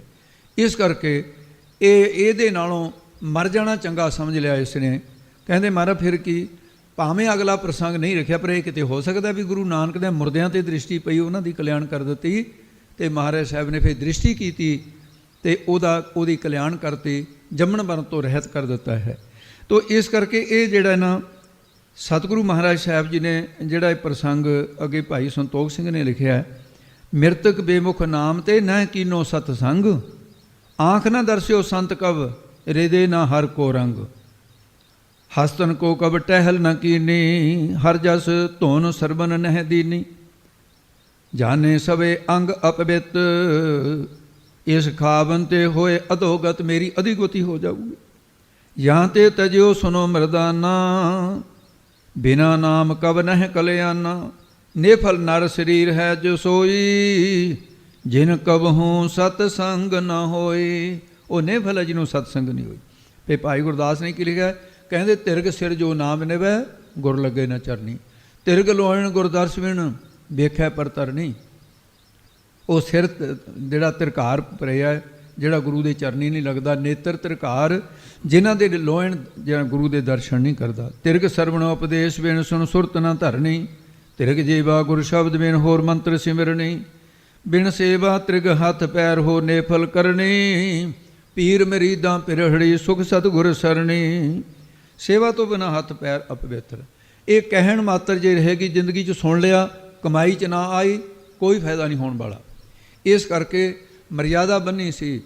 ਜਿਹੜਾ ਘਰ-ਬਾਰ ਛੱਡ ਕੇ ਕਿਸੇ ਵੀ ਡੇਰੇ 'ਚ, ਧਾਰਮਿਕ ਸਥਾਨ, ਗੁਰਦੁਆਰੇ ਰਹਿੰਦਾ ਹੋਵੇ ਜਿਹੜਾ ਵਿਅਕਤੀ, ਜਿਹੜਾ ਗੁਰਦੁਆਰੇ ਦਾ ਅੰਨ ਪਾਣੀ ਖਾਂਦਾ ਹੋਵੇ, ਉਹਨੂੰ ਘੱਟੋ ਘੱਟ ਇੱਕ ਪਹਿਰ 3 ਘੰਟੇ ਹੱਥੀਂ ਸੇਵਾ ਕਰਨੀ ਚਾਹੀਦੀ ਹੈ। ਚਾਹੇ ਜੂਠੇ ਭਾਂਡੇ ਮਾਂਜੇ, ਚਾਹੇ ਝਾੜੂ ਮਾਰੇ। ਜੇ ਐਸਾ ਨਹੀਂ ਕਰਦਾ, ਜਿਹੜਾ ਗੁਰਦੁਆਰੇ ਦੀਆਂ ਰੋਟੀਆਂ ਖਾਂਦੀਆਂ ਨੇ 3 ਕੰਮ ਕਰਨਗੀਆਂ। ਫਿਰ ਗੁਰਦੁਆਰੇ ਦੀਆਂ ਰੋਟੀਆਂ 3 ਕੰਮ ਕਰੇਨ, ਮੱਤ ਮਾਰਨ, ਪੜ੍ਹਨ ਬੋਗੀ ਬੁੱਧੀ ਉਹ ਨਹੀਂ ਰਹੂਗੀ, ਪੜ੍ਹੂਗਾ ਹੀ ਨਹੀਂ।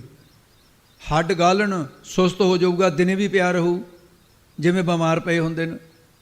ਉਦਮ ਕਰਨ, ਉਦਮ ਸਰੀਰ 'ਚੋਂ ਖਤਮ ਹੋ ਜਾਏਗਾ। ਇਸ ਕਰਕੇ ਇਹ ਅੰਨ ਪਚਾਉਣਾ ਸੌਖਾ ਜਿਹਾ ਨਹੀਂ ਹੈ।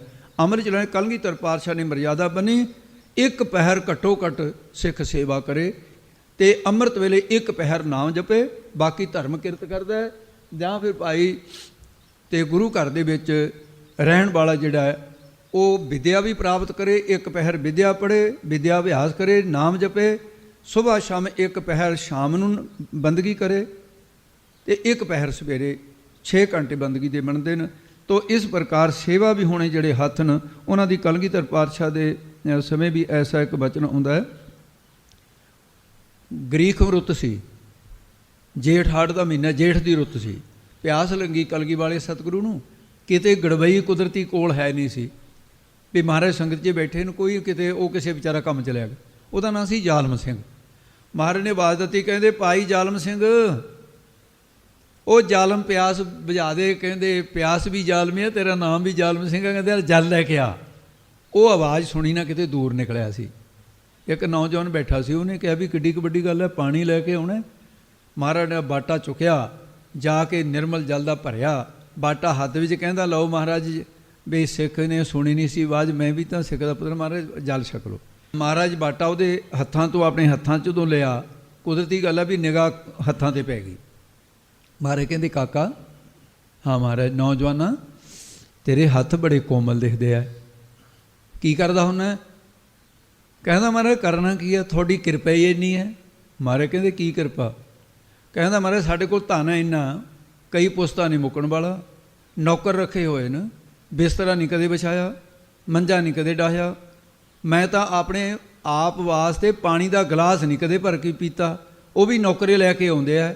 ਕਹਿੰਦਾ ਮਹਾਰਾਜ ਅੱਜ ਜ਼ਿੰਦਗੀ 'ਚ ਪਹਿਲਾ ਦਿਨ ਹੈ, ਜੇ ਕੋਈ ਕੰਮ ਕਰਿਆ ਬਸ ਤੁਹਾਨੂੰ ਲਿਆ ਕੇ ਪਾਣੀ ਦਿੱਤਾ ਹੈ, ਮੈਂ ਤਾਂ ਕਦੇ ਕੁਛ ਕਰਿਆ ਹੀ ਨਹੀਂ ਹੈ। ਮਹਾਰਾਜ ਕਹਿੰਦੇ ਅੱਛਾ। ਉਹ ਮਹਾਰਾਜ ਦੇ ਹੱਥਾਂ 'ਚ ਭਰਿਆ ਬਾਟਾ ਮਾਰਿਆ ਭਗਾ ਕੇ ਧਰਤੀ ਦੇ ਉੱਤੇ, ਡੁੱਲ ਗਿਆ ਪਾਣੀ, ਇੱਕ ਪਾਸੇ ਰੁੜ ਗਿਆ ਬਾਟਾ, ਇੱਕ ਪਾਸੇ। ਸੰਗਤ ਵੀ ਇੱਕ ਲਗਤ ਹੈਰਾਨ। ਹੁਣ ਉਹ ਨੌਜਵਾਨ ਕਦੇ ਡੁੱਲੇ ਹੋਏ ਪਾਣੀ ਕੰਨੀ ਦੇਖੀ ਜਾਂਦਾ, ਕਦੇ ਬਾਟੇ ਕੰਨੀ ਦੇਖਦਾ, ਕਦੇ ਮਹਾਰਾਜ ਕੰਨੀ ਦੇਖਦਾ। ਵੀ ਜੇ ਤਾਂ ਗੁੱਸੇ ਹੁੰਦੇ ਮਹਾਰਾਜ ਤਾਂ ਕ੍ਰੋਧ ਦਾ ਚਿੰਨ੍ਹ ਪੈਦਾ, ਗੁੱਸੇ ਵੀ ਨਹੀਂ ਹੈ। ਪਾਣੀ ਦੀ ਪਿਆਸ ਲੱਗੀ ਹੈ, ਉਹਨੇ ਕਹਿੰਦਾ ਮਹਾਰਾਜ ਮੇਰੀ ਬੇਨਤੀ ਹੈ। ਕਹਿੰਦੇ ਹਾਂ ਕਹੋ। ਕਹਿੰਦਾ ਮਹਾਰਾਜ ਤੁਸੀਂ ਕਿਹਾ ਸੀ ਪਿਆਸ ਲੱਗੀ ਹੈ, ਕਹਿੰਦੇ ਪਿਆਸ ਤਾਂ ਹੁਣ ਵੀ ਲੱਗੀ ਵੀ ਹੈ। ਕਹਿੰਦੇ ਮਹਾਰਾਜ ਫਿਰ ਪਾਣੀ ਨੂੰ ਦੇਖਣ ਨਾਲ ਤਾਂ ਪਿਆਸ ਨਹੀਂ ਬੁਝਦੀ, ਮੈਂ ਪਾਣੀ ਲੈ ਕੇ ਆ ਪੀਤਾ ਨਹੀਂ, ਤੁਸੀਂ ਤਾਂ ਡੋਲ ਦਿੱਤਾ ਹੈ। ਕਹਿੰਦੇ ਭਾਈ ਇਸ ਕਰਕੇ ਡੋਲ ਦਿੱਤਾ ਵੀ ਮ੍ਰਿਤਕ ਨੂੰ ਛੋ ਗਿਆ। ਕਹਿੰਦਾ ਨਾ ਮਹਾਰਾਜ, ਜਿੱਥੋਂ ਪਾਣੀ ਲੈ ਕੇ ਆਉਂਦਾ ਉੱਥੇ ਤਾਂ ਕੋਈ ਚੂਹਾ ਬਿੱਲੀ ਨਹੀਂ ਸੀ ਮਰੀ ਹੋਈ, ਬੰਦਾ ਤਾਂ ਇੱਕ ਪਾਸੇ ਰਿਹਾ, ਰਸਤੇ 'ਚ ਕੋਈ ਮੁਰਦਾ ਨਹੀਂ ਮਿਲਿਆ, ਕੋਈ ਜਾਨਵਰ ਨਹੀਂ ਮਰਿਆ। ਮਹਾਰਾਜ ਕਹਿੰਦੇ ਅੱਛਾ ਤੂੰ ਆਪਣੇ ਆਪ ਨੂੰ ਜਿਉਂਦਾ ਹੀ ਸਮਝਦਾ ਜੇ? ਕਹਿੰਦੇ ਸਾਡੇ ਵੱਡਿਆਂ ਨੇ ਲਿਖਿਆ ਸ਼ਲੋਕ, ਅਤ ਸੁੰਦਰ ਕਲੀਨ ਚਤੁਰ ਮੁਖ ਗਿਆਨੀ ਤਨਮੰਤ, ਮਿਰਤ ਕਹੀ ਹੈ ਨਾਨਕਾ ਜੇ ਪ੍ਰੀਤ ਨਹੀਂ ਭਗਵੰਤ। ਕਹਿੰਦੇ ਸੇਵਾ ਵੀ ਹੁਣੇ ਤੇਰੇ ਹੱਥ ਨ, ਇਹ ਅਪਵਿੱਤਰ ਤੂੰ ਮਿਰਦਾ ਹੈ, ਇਸ ਕਰਕੇ ਮੁਰਦੇ ਦੇ ਹੱਥੋਂ ਕਦੇ ਗੁਰੂ ਕੁਛ ਗ੍ਰਹਿਣ ਨਹੀਂ ਕਰਦਾ, ਮੈਂ ਇਹ ਇਸ ਕਰਕੇ ਨਹੀਂ ਪ੍ਰਾਪਤ ਕੀਤਾ। ਨੌਜਵਾਨ ਦੇ ਅੱਖਾਂ 'ਚੋਂ ਹੰਝੂ ਵਗੇ, ਚਰਨੀ ਡਿੱਗ ਪਿਆ, ਕਹਿੰਦਾ ਗਰੀਬ ਨਵਾਜ਼ ਕਿਰਪਾ ਕਰੋ। ਸੰਗਤ ਦੇ ਮਨ ਵਿੱਚ ਸ਼ੰਕਾ ਤਾਂ ਸੀ, ਪਰ ਸੰਗਤ ਨੇ ਹਿੰਮਤ ਨਹੀਂ ਸੀ ਕੀਤੀ, ਨੇ ਨੌਜਵਾਨ ਨੇ ਹਿੰਮਤ ਕਰਕੇ ਪੁੱਛ ਲਿਆ। ਕਹਿੰਦਾ ਮਹਾਰਾਜ ਇਹ ਅੱਜ ਪਹਿਲੇ ਦਿਨ ਗਿਆਨ ਹੋਇਆ ਵੀ ਮੈਂ ਮਰਿਆ। ਕਹਿੰਦੇ ਤੇਰੇ ਹੱਥ ਜਿਹੜੇ ਨੇ ਇਹਨਾਂ ਨੂੰ ਭਾਈ ਗੁਰਦਾਸ ਨੇ ਬਿਨ ਸੇਵਾ ਤ੍ਰਿਗ ਹੱਥ ਪੈਰ, ਉਹ ਤੇਰੇ ਵਰਗਿਆਂ ਦੇ ਨੇ, ਹੋਰ ਨਹੀਂ ਫਲ ਕਰਨੀ। ਕਹਿੰਦਾ ਮਹਾਰਾਜ ਫਿਰ ਜਿਉਂਦਾ ਕਰ ਦੋ, ਜੀ ਦਾਨ ਦੇ ਭਗਤੀ ਲੈਣ, ਜਿਉਂਦੇ ਵੀ ਤਾਂ ਕਰ ਸਕਦੇ। ਮਹਾਰਾਜ ਕਹਿੰਦੇ ਹਾਂ ਜਿਉਂਦੇ ਕਰ ਦਿੰਦੇ ਆ। ਫਿਰ ਮਹਾਰਾਜ ਸਾਹਿਬ ਨੇ ਉਸ ਨੂੰ ਕਿਹਾ ਭਾਈ ਇਉਂ ਕਰਿਆ ਕਰ, ਸਤਿਗੁਰਾਂ ਨੇ ਕਿਰਪਾ ਕਰਕੇ ਤਾਂ ਪਹਿਲਾਂ ਤਾਂ ਖੰਡੇ ਬਾਟੇ ਦਾ ਸ਼ਕਲ ਅੰਮ੍ਰਿਤ, ਫਿਰ ਸਾਧ ਸੰਗਤ ਦੇ ਜੂਠੇ ਭਾਂਡੇ ਮਾਂਜਿਆ ਕਰ, ਲੰਗਰ ਦੀ ਸੇਵਾ ਜਲ ਢੋਇਆ ਕਰ, ਪੱਖਾ ਝੱਲਿਆ ਕਰ, ਸੰਗਤਾਂ ਦੇ ਤੱਪੜ ਝਾੜ ਕੇ ਵਿਛਾਇਆ ਕਰ, ਲੰਗਰ ਪਕਾਉਣ ਬਣਾਉਣ ਦੀ ਸੇਵਾ ਕਰਿਆ ਕਰ, ਫਿਰ ਅਪਵਿੱਤਰ ਤੋਂ ਪਵਿੱਤਰ ਹੋ ਜਾਏਗਾ, ਜਨਮ ਸਫਲਾ ਹੋ ਜੂ। ਬੱਚੇ ਨੇ ਤੁਰੰਤ ਉਸ ਵੇਲੇ ਅੰਮ੍ਰਿਤ ਛਕਿਆ, ਕਮਰ ਕਸਾ ਕਰ ਲਿਆ, ਸਾਰਾ ਦਿਨ ਸੇਵਾ ਕਰੀ ਜਾਇਆ ਕਰੇ। ਹੱਥਾਂ 'ਚ ਅੱਟਣ ਪੈ ਗਏ, ਕੋਈ ਪਰਵਾਹ ਨਹੀਂ ਕੀਤੀ, ਛਾਲੇ ਪੈ ਗਏ। ਫਿਰ ਇੱਕ ਦਿਨ ਮਹਾਰਾਜ ਸਾਹਿਬ ਨੇ ਘੁੱਟ ਕੇ ਛਾਤੀ ਨਾਲ ਕਹਿੰਦੇ ਨੌਜਵਾਨਾਂ, ਕਹਿੰਦੇ ਹੁਣ ਤੂੰ ਪਵਿੱਤਰ ਹੈ, ਹੁਣ ਤੇਰੇ ਹੱਥੋਂ ਲਿਆ ਹੁਣ ਜਲ ਛਕਾ। ਉਹਦੇ ਹੱਥੋਂ ਮੰਗਾ ਕੇ ਜਲ ਛਕਿਆ, ਕਹਿੰਦੇ ਹੁਣ ਤੇਰੇ ਹੱਥ ਪਵਿੱਤਰ ਨੇ ਮਹਾਰਾਜ ਕਹਿੰਦੇ। ਸੋ ਇਸ ਕਰਕੇ ਭਾਈ ਸਤਿਗੁਰੂ ਮਹਾਰਾਜ ਸਾਹਿਬ ਨੇ ਉਹਨਾਂ ਨੂੰ ਤਿਰਕਾਰ ਕਿਹਾ। ਇਹ ਗਰੀਬ ਨਿਵਾਜ ਸਤਿਗੁਰੂ ਸੱਚੇ ਪਾਤਸ਼ਾਹ ਨੇ ਜਿਸ ਪ੍ਰਕਾਰ ਕਹਿੰਦੇ ਵੀ ਇਹ ਮਨੁੱਖਾ ਸਰੀਰ ਜਿਹੜਾ ਨਾ, ਇੱਥੇ ਸਾਨੂੰ ਲਾਹਾ ਖੱਟਣਾ ਚਾਹੀਦਾ ਹੈ। ਜੇ ਇਹਾ ਖਾੜ ਚਲੋ ਹਰ ਲਾਹਾ, ਆਗੇ ਵਸਨ ਸੁਹੇਲਾ। ਤੇ ਇਹਾਂ ਖਾੜ ਚਲੋ ਹਰ ਲਾਹਾ, ਕਹਿੰਦੇ ਇਹਾਂ ਐਸ ਥਾਂ ਤੇ ਜਿੱਥੇ ਮਨੁੱਖਾ ਸਰੀਰ ਹੈ, ਇਹਾਂ ਇਹ ਸੰਸਾਰ ਦਾ ਵਾਚਕ ਸ਼ਬਦ ਹੈ। ਪਰਮੇਸ਼ਰ ਦੀ ਪ੍ਰਾਪਤੀ ਵਾਸਤੇ ਸੇਵਾ ਤੇ ਨਾਮ, ਇਹਦਾ ਨਫਾ ਖੱਟੋ। ਲਾਹਾ ਨਾਮ ਨਫੇ ਦਾ ਹੈ। ਤੇ ਜਦੋਂ ਚਲੋ ਚੱਲਣਾ ਕਰਾਂਗੇ, ਫਿਰ ਅੱਗੇ ਅੱਗੇ ਪ੍ਰਲੋਕ, ਆਗੇ ਵਸਨ ਸੁਹੇਲਾ, ਅੱਗੇ ਪ੍ਰਲੋਕ ਦੇ ਵਸਣਾ ਸੌਖਾ ਹੋ ਜਾਏਗਾ। ਵਿੱਚ ਦੁਨੀਆ ਸੇਵ ਕਮਾਈ ਹੈ, ਤੰਦਰ ਗਏ ਵੈਸਣ ਪਾਈ ਹੈ, ਕਹੋ ਨਾਨਕ ਮਹਾਂ ਲੁੜਾਈ ਹੈ। ਜਾਂ ਫਿਰ ਅੰਤਰਮੁਖ ਬਿਰਤੀ ਕਰਕੇ, ਤੇ ਜਿਸ ਵੇਲੇ ਚੱਲਾਂਗੇ ਬ੍ਰਹਮਾਕਾਰ ਬਿਰਤੀ ਹੋਊਗੀ, ਬ੍ਰਹਮਾਨੰਦ ਦਾ ਫਿਰ ਸੁਖ ਪ੍ਰਾਪਤ ਹੋਊਗਾ। ਪ੍ਰਮਾਤਮਾ ਦੇ ਨਾਮ ਜਪਣ ਦਾ ਲਾਭ ਲੈ ਕੇ ਕਿਸ ਤਰ੍ਹਾਂ ਅੰਤਰਮੁਖ ਕਿਵੇਂ ਕਰਨਾ, ਕਹਿੰਦੇ ਬਿਰਤੀ ਨੂੰ ਅੰਤਰਮੁਖ ਕਰੋ। ਸੰਸਾਰਾਕਾਰ ਬਿਰਤੀ ਨੂੰ ਬਦਲ ਕੇ ਅਨਾਤਮਾਕਾਰ ਬਿਰਤੀ ਨੂੰ ਆਤਮਾਕਾਰ ਬਿਰਤੀ ਕਰ ਦਿਓ, ਇਹਦੇ ਨਾਲ ਫਿਰ ਲਾਹਾ ਹੋਏਗਾ। ਅੱਗੇ ਦੱਸਦੇ ਹਨ ਜੀ, ਔਦ ਘਟੈ ਦਿਨਸ ਰਹਿਣਾ ਰੇ। ਹੇ ਭਾਈ, ਦਿਨ ਤੇ ਰਾਤ ਔਦ ਉਮਰ ਤਾਂ ਘਟਦੀ ਹੋ ਜਾ ਰਹੀ ਹੈ। ਛਿਨ ਛਿਨ ਔਦ ਵਿਹਤ ਹੈ, ਫੂਟੇ ਘਟ ਜਿਉ ਪਾਣੀ, ਉਮਰ ਵੱਧ ਥੋੜੀ ਰਹੀ ਹੈ, ਘਟੀ ਰਹੀ ਹੈ। ਚੇਤਨਾ ਹੈ ਤੋ ਚੇਤ ਲੈ, ਨਿਸ ਦਿਨ ਮੈਂ ਪ੍ਰਾਨੀ, ਛਿਨ ਛਿਨ ਔਦ ਵਿਹਤ ਹੈ, ਫੂਟੇ ਘਟ ਜਿਉ ਪਾਣੀ। ਦਿਨ ਤੇ ਪਹਿਰ ਪਹਿਰ ਤੇ ਕਰੀਆਂ, ਆਵ ਕਟੈ ਤਨ ਛੀਜੈ, ਕਾਲ ਇਹੇਰੀ ਫਿਰੇ ਬਦਕ ਜਿਉ, ਕਹੋ ਕਵਨ ਵਿਦ ਕੀਜੈ। ਜੋ ਦਿਨ ਆਵੈ ਸੋ ਦਿਨ ਜਾਹੀ, ਕਰਨਾ ਕੂਚ ਰਹਿਣ ਥਿਰ ਨਾਹੀ। ਇੱਥੇ ਤਾਂ ਸੰਸਾਰ ਦੇ ਵਿੱਚ ਚੱਲਣਾ ਹੈ। ਛਿਨ ਛਿਨ ਕਰ ਗਇਓ ਕਾਲ, ਤੈਸੇ ਜਾਤ ਆਜ ਹੈ, ਉਮਰ ਘਟ ਰਹੀ ਹੈ ਜੀ। ਮਨ ਗੁਰ ਮਿਲ ਕਾਜ ਸਵਾਰੇ। ਇਸ ਕਰਕੇ ਹੇ ਮਨਾ, ਤੂੰ ਗੁਰੂ ਸਤਿਗੁਰਾਂ ਦੇ ਨਾਲ, ਪਰਮੇਸ਼ਰ ਦੇ ਨਾਲ ਮਿਲਣ ਦਾ, ਸੰਸਾਰ ਦੇ ਦੁੱਖਾਂ ਦੀ ਨਿਮਰਤੀ ਤੇ ਪਰਮਾਨੰਦ ਦੀ ਪ੍ਰਾਪਤੀ ਦਾ ਜਿਹੜਾ ਕਾਜ ਕੰਮ ਹੈ ਸਵਾਰ ਲੈ, ਜਾਂ ਮੁਕਤੀ ਰੂਪੀ ਕਾਰਜ ਇਹ ਸਵਾਰ ਲੈ, ਮੁਕਤ ਹੋਣ ਦਾ ਕੰਮ ਕਰ ਲੈ ਤੂੰ। ਰਹਾਉ ਅਸਥਾਈ ਦੇ ਕੇ ਕਹਿੰਦੇ ਨੇ, ਇਹੋ ਸੰਸਾਰ ਵਿਕਾਰ ਸੰਸੈ ਮਹਿ। ਤੇ ਕਿਉਂਕਿ ਪਿੱਛੇ ਦੇ ਨਾ ਕਾਜ ਸਵਾਰੈ ਮਨ ਪ੍ਰਭ ਧਿਆਜੈ। ਜੇ ਕਾਜ ਸਵਾਰਨਾ ਚਾਹੁੰਦਾ, ਕੀਤਾ ਲੋੜੀਏ ਕੰਮ ਸੋ ਹਰ ਪੈ ਆਖੀਆ, ਕਾਰਜ ਦੇ ਸਵਾਰ ਸਤਿਗੁਰ ਸੱਚ ਸਾਖੀ ਹੈ। ਫਿਰ ਇਹੋ ਸੰਸਾਰ ਵਿਕਾਰ ਸੰਸੈ ਮਹਿ। ਇਹ ਸੰਸਾਰ ਸੰਸਿਆਂ ਦਾ ਘਰ ਹੈ। ਜੋ ਪਰਣ ਭਾਵ ਨੂੰ ਪ੍ਰਾਪਤ ਹੋਇਆ ਬਦਲਣ ਵਾਲਾ ਹੈ, ਬਦਲਦਾ ਜਾਂਦਾ ਹੈ। ਇਸ ਮਹਿ ਇਹਦੇ ਵਿੱਚ ਬੇਕਾਰ ਤੇ ਸੰਸੇ ਨੇ। ਇਹ ਸੰਸਾਰ ਇੱਕ ਸਮੁੰਦਰ ਦੀ ਨਿਆਈ ਹੈ। ਇਹਦੇ ਪਦਾਰਥਾਂ ਦਾ ਜਲ ਹੈ, ਲੋਭ ਦੀਆਂ ਲਹਿਰਾਂ ਨੇ ਇਹਦੇ ਵਿੱਚ, ਕਾਮ ਕਰੋਧ ਆਦਿ ਦੇ ਜੰਤੂ ਨੇ ਇਹਦੇ 'ਚ, ਰਾਗ ਦਵੈਤ ਦੀਆਂ ਚਟਾਨਾਂ ਖੜੀਆਂ, ਸੰਸਿਆਂ ਦੀਆਂ ਵੀ ਲਹਿਰਾਂ, ਤਿਰਸ਼ਨਾ ਰੂਪੀ ਬੜਬੀ ਅਗਨੀ ਇਹਦੇ ਵਿੱਚ ਹੈ। ਤੇ ਐਸੇ ਸੰਸਾਰ ਦੇ ਵਿੱਚ ਤੇ ਬ੍ਰਹਮਵੇਤਾ ਉਹ ਸੰਸਾਰ ਨੂੰ ਮਿਥਿਆ ਨਿਸ਼ਚੈ ਕਰਦਾ ਕਿਵੇਂ? ਕਰਿਓ ਬ੍ਰਹਮ ਗਿਆਨੀ। ਉਹ ਬ੍ਰਹਮ ਗਿਆਨੀ ਨੇ ਕਿਵੇਂ ਤੇਜਿਆ ਇਸ ਨੂੰ? ਮਿਥਿਆ ਨਿਸ਼ਚੈ ਕਰ ਲਿਆ ਵੀ ਨਾਸਵਾਨ ਹੈ। ਦੇਖੋ ਹੈ ਨਾਸਵਾਨ, ਨਿਸ਼ਚੈ ਹੀ ਕਰਨਾ ਹੈ। ਅਗਿਆਨ ਕਰਕੇ ਨਿਸ਼ਚਾ ਨਹੀਂ ਹੁੰਦਾ। ਜਦੋਂ ਨਿਸ਼ਚਾ ਹੋ ਗਿਆ, ਇਹ ਤਰਨ ਦਾ ਇਹੋ ਫਿਰ ਤਰੀਕਾ ਹੈ। ਫਿਰ ਅਗਨ ਸਾਗਰ ਬੂੜਤ ਸੰਸਾਰਾ, ਨਾਨਕ ਮਹਾਪਾਗਰ ਸਤਿਗੁਰ ਨਿਸਤਾਰਾ। ਉਹੀ ਤਰੇਗਾ ਭਾਈ। ਨਾਮ ਰੂਪੀ ਜਹਾਜ਼ ਦੁਆਰਾ ਮੁਕਤੀ ਰੂਪੀ ਕਿਨਾਰੇ ਤੇ ਪਹੁੰਚ ਜਾਵਾਂਗੇ। ਜਿਸ ਹੈ ਜਗਾਈ ਪੀ ਆਵੈ ਇਹੋ ਰਸ। ਇਹ ਸੰਸਾਰ ਦਾ ਸੁਪਨਾ ਆ ਰਿਹਾ ਸਾਨੂੰ ਪਦਾਰਥਾਂ ਦਾ, ਅਵਿਦਿਆ ਦੀ ਨੀਂਦ ਕਰਕੇ ਹੈ, ਜਾਂ ਅਵਸਥਾ ਰੂਪੀ ਜਿਹੜੀ ਰਾਤ ਹੈ, ਜਾਂ ਅਵਿਦਿਆ ਦੀ ਨੀਂਦ ਹੈ। ਇਹਦੇ ਸੰਸਾਰ ਦਾ ਸੁਪਨਾ ਹੈ, ਜਿਸ ਨੂੰ ਅਵਿਦਿਆ ਦੀ ਨੀਂਦ ਤੋਂ, ਮੋਹ ਦੀ ਨੀਂਦ ਤੋਂ ਸਤਿਗੁਰੂ ਜੀ ਜਗਾਏ, ਜਗਾ ਦੇਣ। ਇਹ ਆਤਮਿਕ ਰਸ। ਤੇ ਅੱਗੇ ਦੱਸਦੇ ਨੇ ਅਕਥ ਕਥਾ। ਅਕਥ ਕਥਾ ਤਿਨ ਜਾਣੀ। ਇਹ ਨਾਮ ਰਸ ਦੇ ਪਿਉਣ ਵਾਲੀ ਅਕਥ ਕਥਾ ਉਹਨਾਂ ਨੇ ਜਾਣੀ ਹੈ ਭਾਈ। ਉਹਨਾਂ ਨੇ ਅਕਥ ਕਥਾ ਕਥਨ ਤੋਂ ਜੋ ਰਹਿਤ ਹੈ, ਉਹਦੇ ਸਰੂਪ 'ਚ ਅਭੇਦਤਾ ਦੀ ਕਥਾ ਜਾਣ ਲਈ ਹੈ। ਅਵਿਦਿਆ ਰੂਪੀ ਨੀਂਦ ਤੋਂ ਜਗਾ ਕੇ ਸਤਿਗੁਰਾਂ ਨੇ ਗਿਆਨ ਅਵਸਥਾ ਜਗਾ ਦਿੱਤਾ। ਅਗਿਆਨ ਲਾਏ ਸਵਾਲਿਆ, ਗੁਰ ਗਿਆਨੇ ਲਾਏ ਜਗਾਵੈ ਗੋ। ਇਹ ਨਾਮ ਦਾ ਰਸ ਫਿਰ ਉਹਨਾਂ ਨੂੰ ਪਿਆਉਣਾ ਕੀਤਾ ਹੈ ਜੋ ਕਥਨ ਤੋਂ ਅਕਥ ਹੈ। ਉਹ ਸਰੂਪ ਵਿੱਚ ਅਭੇਦਤਾ, ਤੇ ਉਹਦੀ ਜਿਹੜੀ ਅਭੇਦਤਾ ਦੀ ਕਥਾ ਨੂੰ ਉਹਨਾਂ ਨੇ ਜਾਣਿਆ। ਵਿਸ਼ਿਆਂ ਰੂਪੀ ਨੀਂਦ ਤੋਂ ਜਗਾ ਕੇ ਨਾਮ ਦੇ ਰਸ ਵਿੱਚ ਨਾਮ ਦਾ ਰਸ ਪਿਆ ਦਿੱਤਾ ਉਹਨਾਂ ਨੂੰ। ਇਹ ਰਸ ਛੱਡੇ ਉਹ ਰਸ ਆਵਾ, ਉਹ ਰਸ ਪੀਆ, ਇਹ ਰਸ ਨਹੀਂ ਪਾਵਾ। ਜਿਨ ਪੀਆ ਤੇ ਤ੍ਰਿਪਤ ਪਏ, ਹਉ ਤਿਨ ਬਲਿਹਾਰੇ ਜਾਓ। ਉਹਨਾਂ ਦੇ ਬਲਿਹਾਰ ਜਾਈਏ ਜੇ। ਜਾ ਕੋ ਆਏ ਸੋਈ ਬਿਹਾਜਹੁ। ਇਹ ਭਾਈ ਜਾ ਕੋ ਜਿਸ ਨਾਮ ਰੂਪੀ ਜਾਂ ਬ੍ਰਹਮ ਗਿਆਨ ਰੂਪ ਜਾਂ ਮੁਕਤੀ ਰੂਪੀ ਉਹ ਵਸਤੂ ਨੂੰ ਸਤ ਸੰਗਤ ਰੂਪ ਹੱਟੀ ਦੇ ਵਿੱਚ, ਗੁਰੂ ਦੀ ਹੱਟੀ ਦੇ ਵਿੱਚ, ਇਹ ਸੰਸਾਰ ਦੀ ਹੱਟ ਤੋਂ ਸਤਿਗੁਰਾਂ ਕੋਲੋਂ, ਜਾਂ ਵੀ ਸਵਾਸਾਂ ਰੂਪੀ ਪੂੰਜੀ ਜਾਂ ਸ਼ਰਧਾ ਰੂਪੀ ਪੂੰਜੀ ਦੇ ਨਾਲ ਖਰਚ ਕੇ ਖਰੀਦਣ ਵਾਸਤੇ ਤੁਸੀਂ ਆਏ ਹੋ। ਤੇ ਸੋਈ ਉਹੀ ਵਿਹਾਜੋ, ਉਹੀ ਖਰੀਦੋ ਜੋ ਲੈਣ ਵਾਸਤੇ ਆਏ ਹੋ। ਕਿਉਂਕਿ ਗੁਰੂ ਸਾਹਿਬ ਦੇ ਦਰ ਦੇ ਉੱਤੇ ਹਰ ਗੁਰ ਤੇ ਮਨ ਹੈ ਬਸੇਰਾ। ਉਹ ਗੁਰਾਂ ਦੁਆਰਾ ਹੀ ਹਰੀ ਪਰਮੇਸ਼ਰ ਮਨ ਵਿੱਚ ਬਸੂਗਾ। ਬਸੇਰਾ ਬਸਦਾ ਹੈ, ਜਿਹਦੇ ਵੀ ਬਸਿਆ ਗੁਰੂ ਦੁਆਰਾ ਬਸਿਆ ਹੈ। ਜਿਸ ਬਖਰ ਕੋ ਲੈਣ ਤੂੰ ਆਇਆ, ਰਾਮ ਨਾਮ ਸੰਤਨ ਕਜ ਪਾਇਆ। ਤਜ ਮਾਨ ਲਿਓ ਮਨ ਮੋਲ, ਰਾਮ ਨਾਮ ਹਿਰਦੇ ਮੈਂ ਤੋਲ। ਸਾਹਿਬ ਪਠਾਇਆ ਸਾਹਿਬ ਪਾਸ, ਅਮੋਲ ਰਤਨ ਅਮੋਲਾ ਰਾਸ।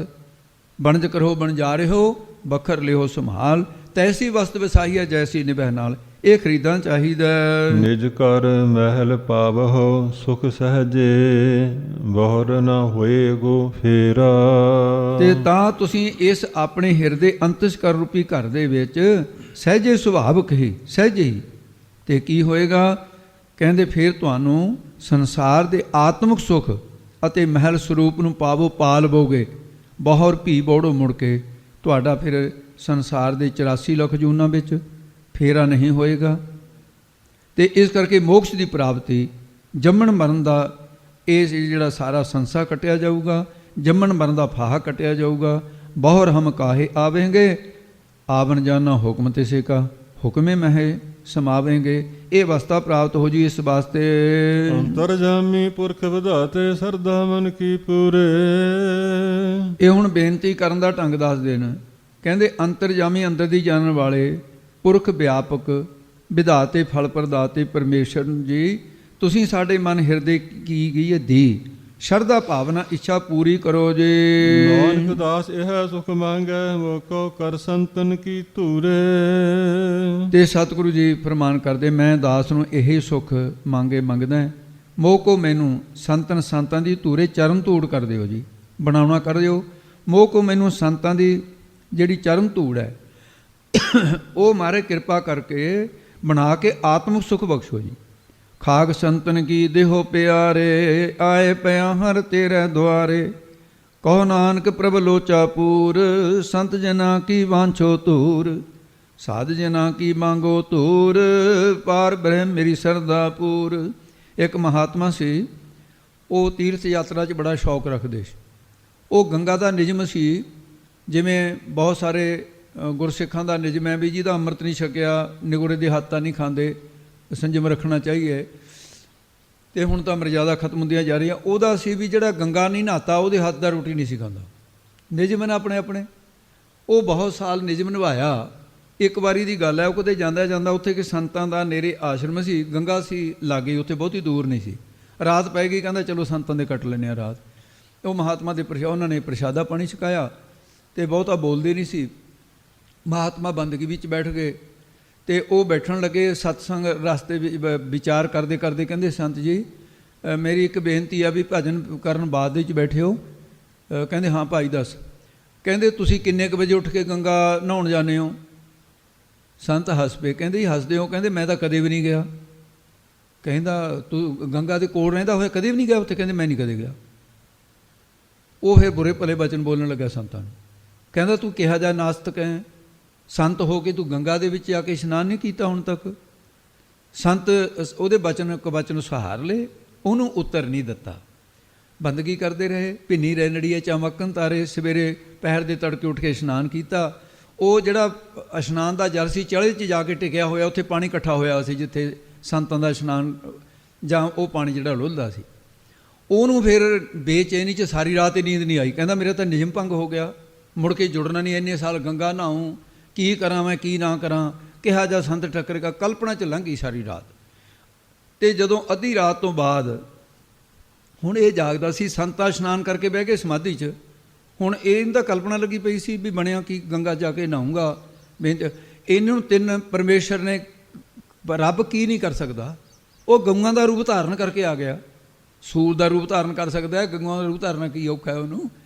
ਤੇ ਉਹ ਆ ਕੇ ਚਲੇ ਦੇ ਵਿੱਚ ਐਂ ਗੋਤਾ ਮਾਰੇ, ਇਸ਼ਨਾਨ ਕੀਤਾ, ਚਿੱਟੀਆਂ ਦੁੱਧ ਵਰਗੀਆਂ ਹੋ ਗਈਆਂ। ਜਦੋਂ ਆਈਆਂ ਸੀ ਕਾਲੀਆਂ ਸ਼ਾਹ, ਉਹਨੇ ਕਿਹਾ ਵੀ ਇਹ ਗਊਆਂ ਤਾਂ ਨਹੀਂ ਹੈਗੀਆਂ। ਉਹ ਜਿਹੜੀ ਸਭ ਤੋਂ ਮੂਹਰੇ ਸੀ ਹੱਥ ਜੋੜ ਕੇ ਕਹਿੰਦਾ ਜੀ ਮੈਨੂੰ ਦੱਸੋ ਤੁਸੀਂ ਕੌਣ ਹੋ? ਆਵਾਜ਼ ਆਈ, ਕਹਿੰਦੀ ਮੈਂ ਗੰਗਾ, ਪਿੱਛੇ ਜਮਨਾ ਤੇ ਸਰਸਵਤੀ ਹੈ, ਦੱਸ ਕੀ ਪੁੱਛਣਾ ਚਾਹੁੰਦਾ? ਉਹ ਕਹਿੰਦੇ ਤੂੰ ਗੰਗਾ ਮਾਤਾ ਹੈ? ਉਹ ਗਊ ਨੂੰ ਵੀ ਮਾਤਾ ਕਹਿੰਦੇ ਤੂੰ ਗੰਗਾ ਮਾਤਾ ਹੈ? ਕਹਿੰਦੀ ਹਾਂ ਮੈਂ ਗੰਗਾ ਹਾਂ। ਕਹਿੰਦੀ ਮਾਤਾ ਜੀ ਇਹ ਕੀ ਗੱਲ ਹੈ? ਲੋਕ ਤਾਂ ਤੇਰੇ ਤੀਰਥ ਹੈ, ਤੂੰ ਇੱਥੇ ਕੀ ਕਰਨਾ ਹੀ ਹੈ? ਕਹਿੰਦੀ ਭਾਈ ਗੱਲ ਇਸ ਤਰ੍ਹਾਂ ਹੈ ਵੀ ਬਹੁਤ ਸਾਰੇ ਲੋਕ ਐਸੇ ਨੇ ਜਿਹੜੇ ਸਾਡੇ ਵਿੱਚ ਜਾ ਕੇ ਇਸ਼ਨਾਨ ਕਰਦੇ ਆ, ਤੇਰੇ ਵਰਗੇ ਪਾਪੀ। ਉਹਨੂੰ ਕਹਿੰਦੀ ਗੰਗਾ। ਕਹਿੰਦੇ ਫਿਰ ਸਾਡੀ ਜਿਹੜੀ ਉਹ ਪਾਪਾਂ ਦੀ ਮਹਿਲ ਆ ਉਹ ਸਾਡੇ ਵਿੱਚ ਰਹਿ ਜਾਂਦੀ ਹੈ ਤੇ ਆਪ ਤਾਂ ਪਵਿੱਤਰ ਹੋ ਜਾਂਦੇ ਨੇ। ਅਸੀਂ ਕਿੱਥੇ ਪਵਿੱਤਰ ਹੋਈਏ? ਕਹਿੰਦੇ ਅਸੀਂ ਇਹੋ ਜਿਹੇ ਮਹਾਂਪੁਰਸ਼ਾਂ ਦੇ ਆ ਕੇ ਚਰਨਾਂ ਦੀ ਧੂੜ 'ਚ ਇਸ਼ਨਾਨ ਕਰਦੇ ਹਾਂ। ਇਹਦੇ ਜਿਸ ਨੂੰ ਲੱਗਿਆ ਜਲ, ਉਹਦੇ 'ਚ ਮੈਂ ਇਸ਼ਨਾਨ ਕੀਤਾ ਸੀ ਤਿੰਨਾਂ ਨੇ। ਕਹਿੰਦੇ ਹੁਣ ਅਸੀਂ ਐਨ ਸਵੱਛ ਹੋ ਗਏ, ਪਾਪ ਲੈ ਗਏ। ਗੰਗਾ ਜਮਨਾ ਗੋਦਾਵਰੀ ਸਰੁਸਤੀ ਤੇ ਕਰਹਿ ਉਦਮ ਧੂਰ ਸਾਧੂ ਕੀ ਤਾਈ ਕਿਲ ਵਿਖ ਮੈਲ ਭਰੇ ਪਰੇ ਹਮਰੇ ਵਿੱਚ ਹਮਰੀ ਮੈਲ ਸਾਧੂ ਕੀ ਧੂਰ ਗਵਾਏ ਜਿਤਨੇ ਤੀਰਥ ਦੇਵੀ ਥਾਪੇ ਸਭ ਤਿਨ ਲੋਚੈ ਧੂਰ ਸਾਧੂ ਕੀ ਤਾਈ ਹਰ ਕਾ ਸੰਤ ਮਿਲਿਆ ਗੁਰ ਸਾਧੂ ਲੈ ਤਿਸ ਕੀ ਧੂਰ ਮੁਖ ਲਾਈ ਨਾਨਕ ਧੂੜ ਪਨੀਤ ਸਾਧ ਲਖ ਕੋਟ ਪਰਾਗੇ ਕਰੋੜਾਂ ਪ੍ਰਾਗ ਰਾਜ ਸੰਤਾਂ ਦੀ ਚਰਨ ਧੂੜ ਦਾ ਮੁਕਾਬਲਾ ਨਹੀਂ ਕਰ ਸਕਦੇ। ਇਸ ਕਰਕੇ ਮਹਾਰਾਜ ਨੇ ਚਰਨ ਧੂੜ ਮੋਕੋ ਕਰ ਸੰਤਨ ਕੀ ਧੂਰੇ ਇਹ ਸ਼ਬਦ ਕਿਹਾ। ਇੱਥੇ ਅੱਜ ਮਹਾਰਾਜ ਦੀ ਕਿਰਪਾ ਦਾ ਸਦਕਾ ਅਰਦਾਸ ਦੇ ਵਿੱਚ ਵੀ ਭਾਈ ਅੱਖਰ ਕਹੇ ਜਾਣ ਵੀ ਕੀਰਤਨ ਸੋਲੇ ਨਾਮ ਦੀ ਬਾਣੀ ਜਿਹੜੀ ਹੈ ਇੱਥੇ ਮਹਾਰਾਜ ਸਾਹਿਬ ਨੇ ਸਮਾਪਤੀ ਕਰ ਦਿੱਤੀ ਹੈ। ਗੁਰੂ ਕਿਰਪਾ ਕਰੇ ਅੱਗੇ ਸ੍ਰੀ ਰਾਗ ਆਰੰਭ ਹੋਏਗਾ। ਜੈਸੀ ਸਤਿਗੁਰੂ ਕਿਰਪਾ ਕਰਨਗੇ ਆਓ ਬੇਨਤੀਆਂ ਕਰਕੇ ਆਪਣੇ ਸਵਾਸ ਸਫਲੇ ਕਰਦੇ ਰਹੀਏ। ਹਾਂਜੀ। ਅੰਤਰਜਾਮੀ ਪੁਰਖ ਵਿਧਾਤੇ ਸਰਦਾ ਮਨ ਕੀ ਪੂਰੇ ਨਾਨਕ ਦਾਸ ਇਹ ਸੁਖ ਮੰਗੈ ਕੋ ਕਰ ਸੰਤਨ ਕੀ ਧੂਰੇ। ਵਾਹਿਗੁਰੂ ਜੀ ਕਾ ਖਾਲਸਾ ਵਾਹਿਗੁਰੂ ਜੀ ਕੀ ਫਤਿਹ।